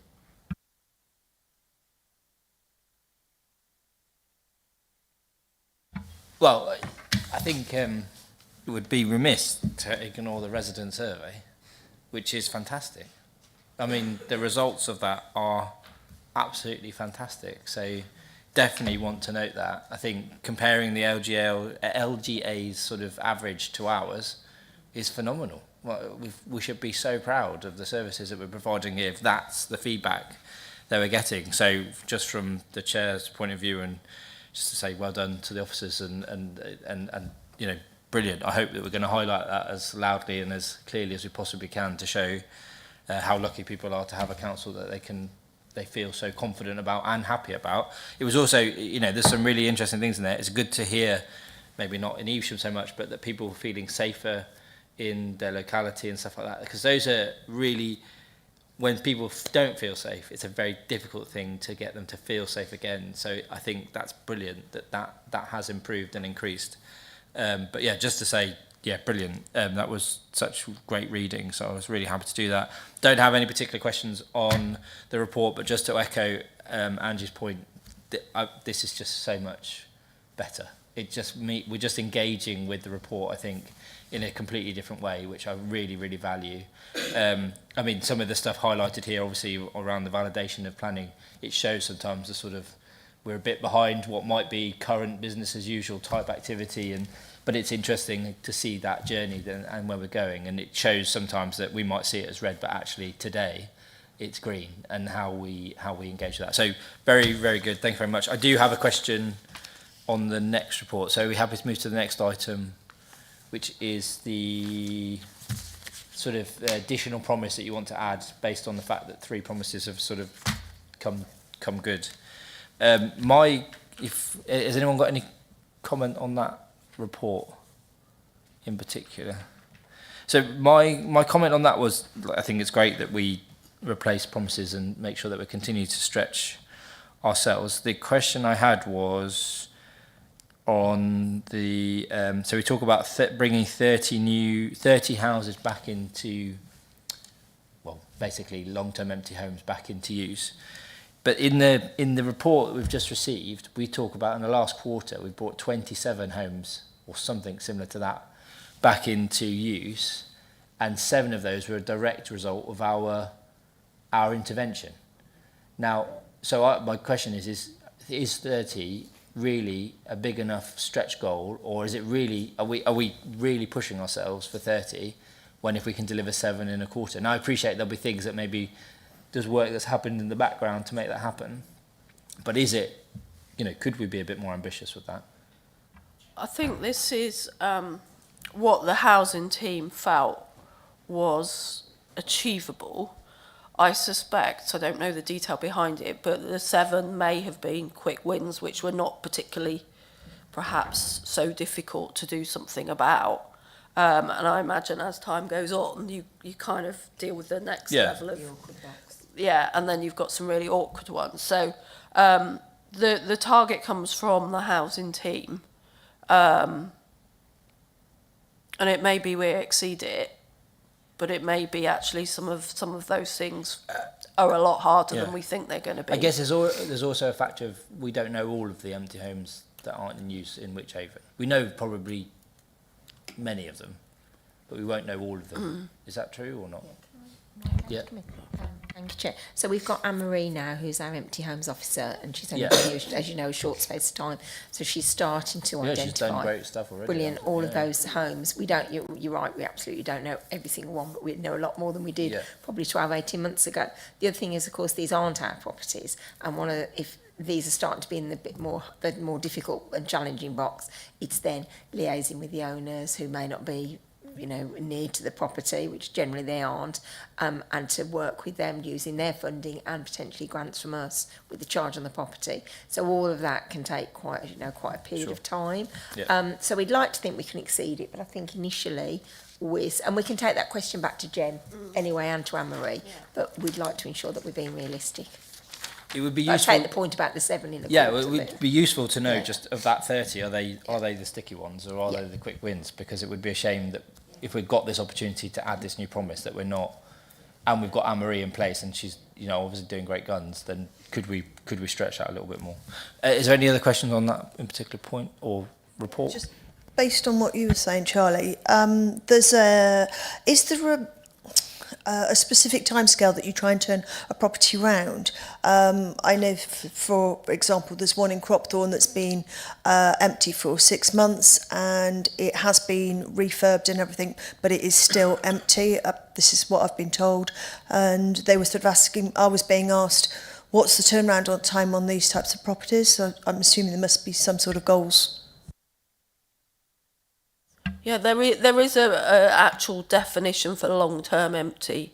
We're having a guess here that it's might be 2 years. I'm not sure, but there is a sort of formal definition because if someone dies or there's a sale that doesn't happen, then that can take a period of time. So these are kind of the ones that have been sat there for a long time. If you're only talking 6 months or so, that wouldn't. Sorry, it's a year. Oh, it's a year. That's the formal definition, a year. Okay. But I think for this we might be focusing on more than a year. Yeah. But we can clarify that for you.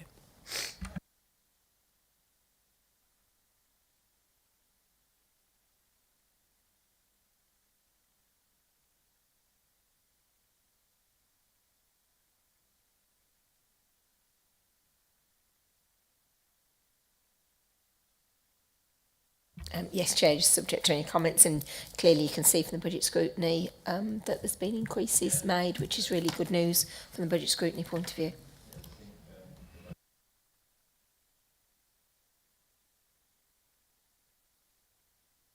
The recommendations have been put forward as well, so it's very good. I would just say they've actually added some extra funding on top of 2 of them. Well, there you go then. So. See, we do listen. Very good. Okay then, so item 10 is the update from Councillor Hartley on HOSC. Just to note our thanks for Councillor Hartley for attending. It's always interesting to read that report, especially I know dental services is a big issue for a lot of people in the district. So it's good to thanks, Jerry. It's good to know that that's being something that's looked at. So just happy to note that. Item 11 is the committee work plan. Well, we're running through now to the end of this sort of council year. We'll be reviewing our work plan for the future. We've got rooftop coming up at the next meeting. And we've got till the end of this, is it the end of next week?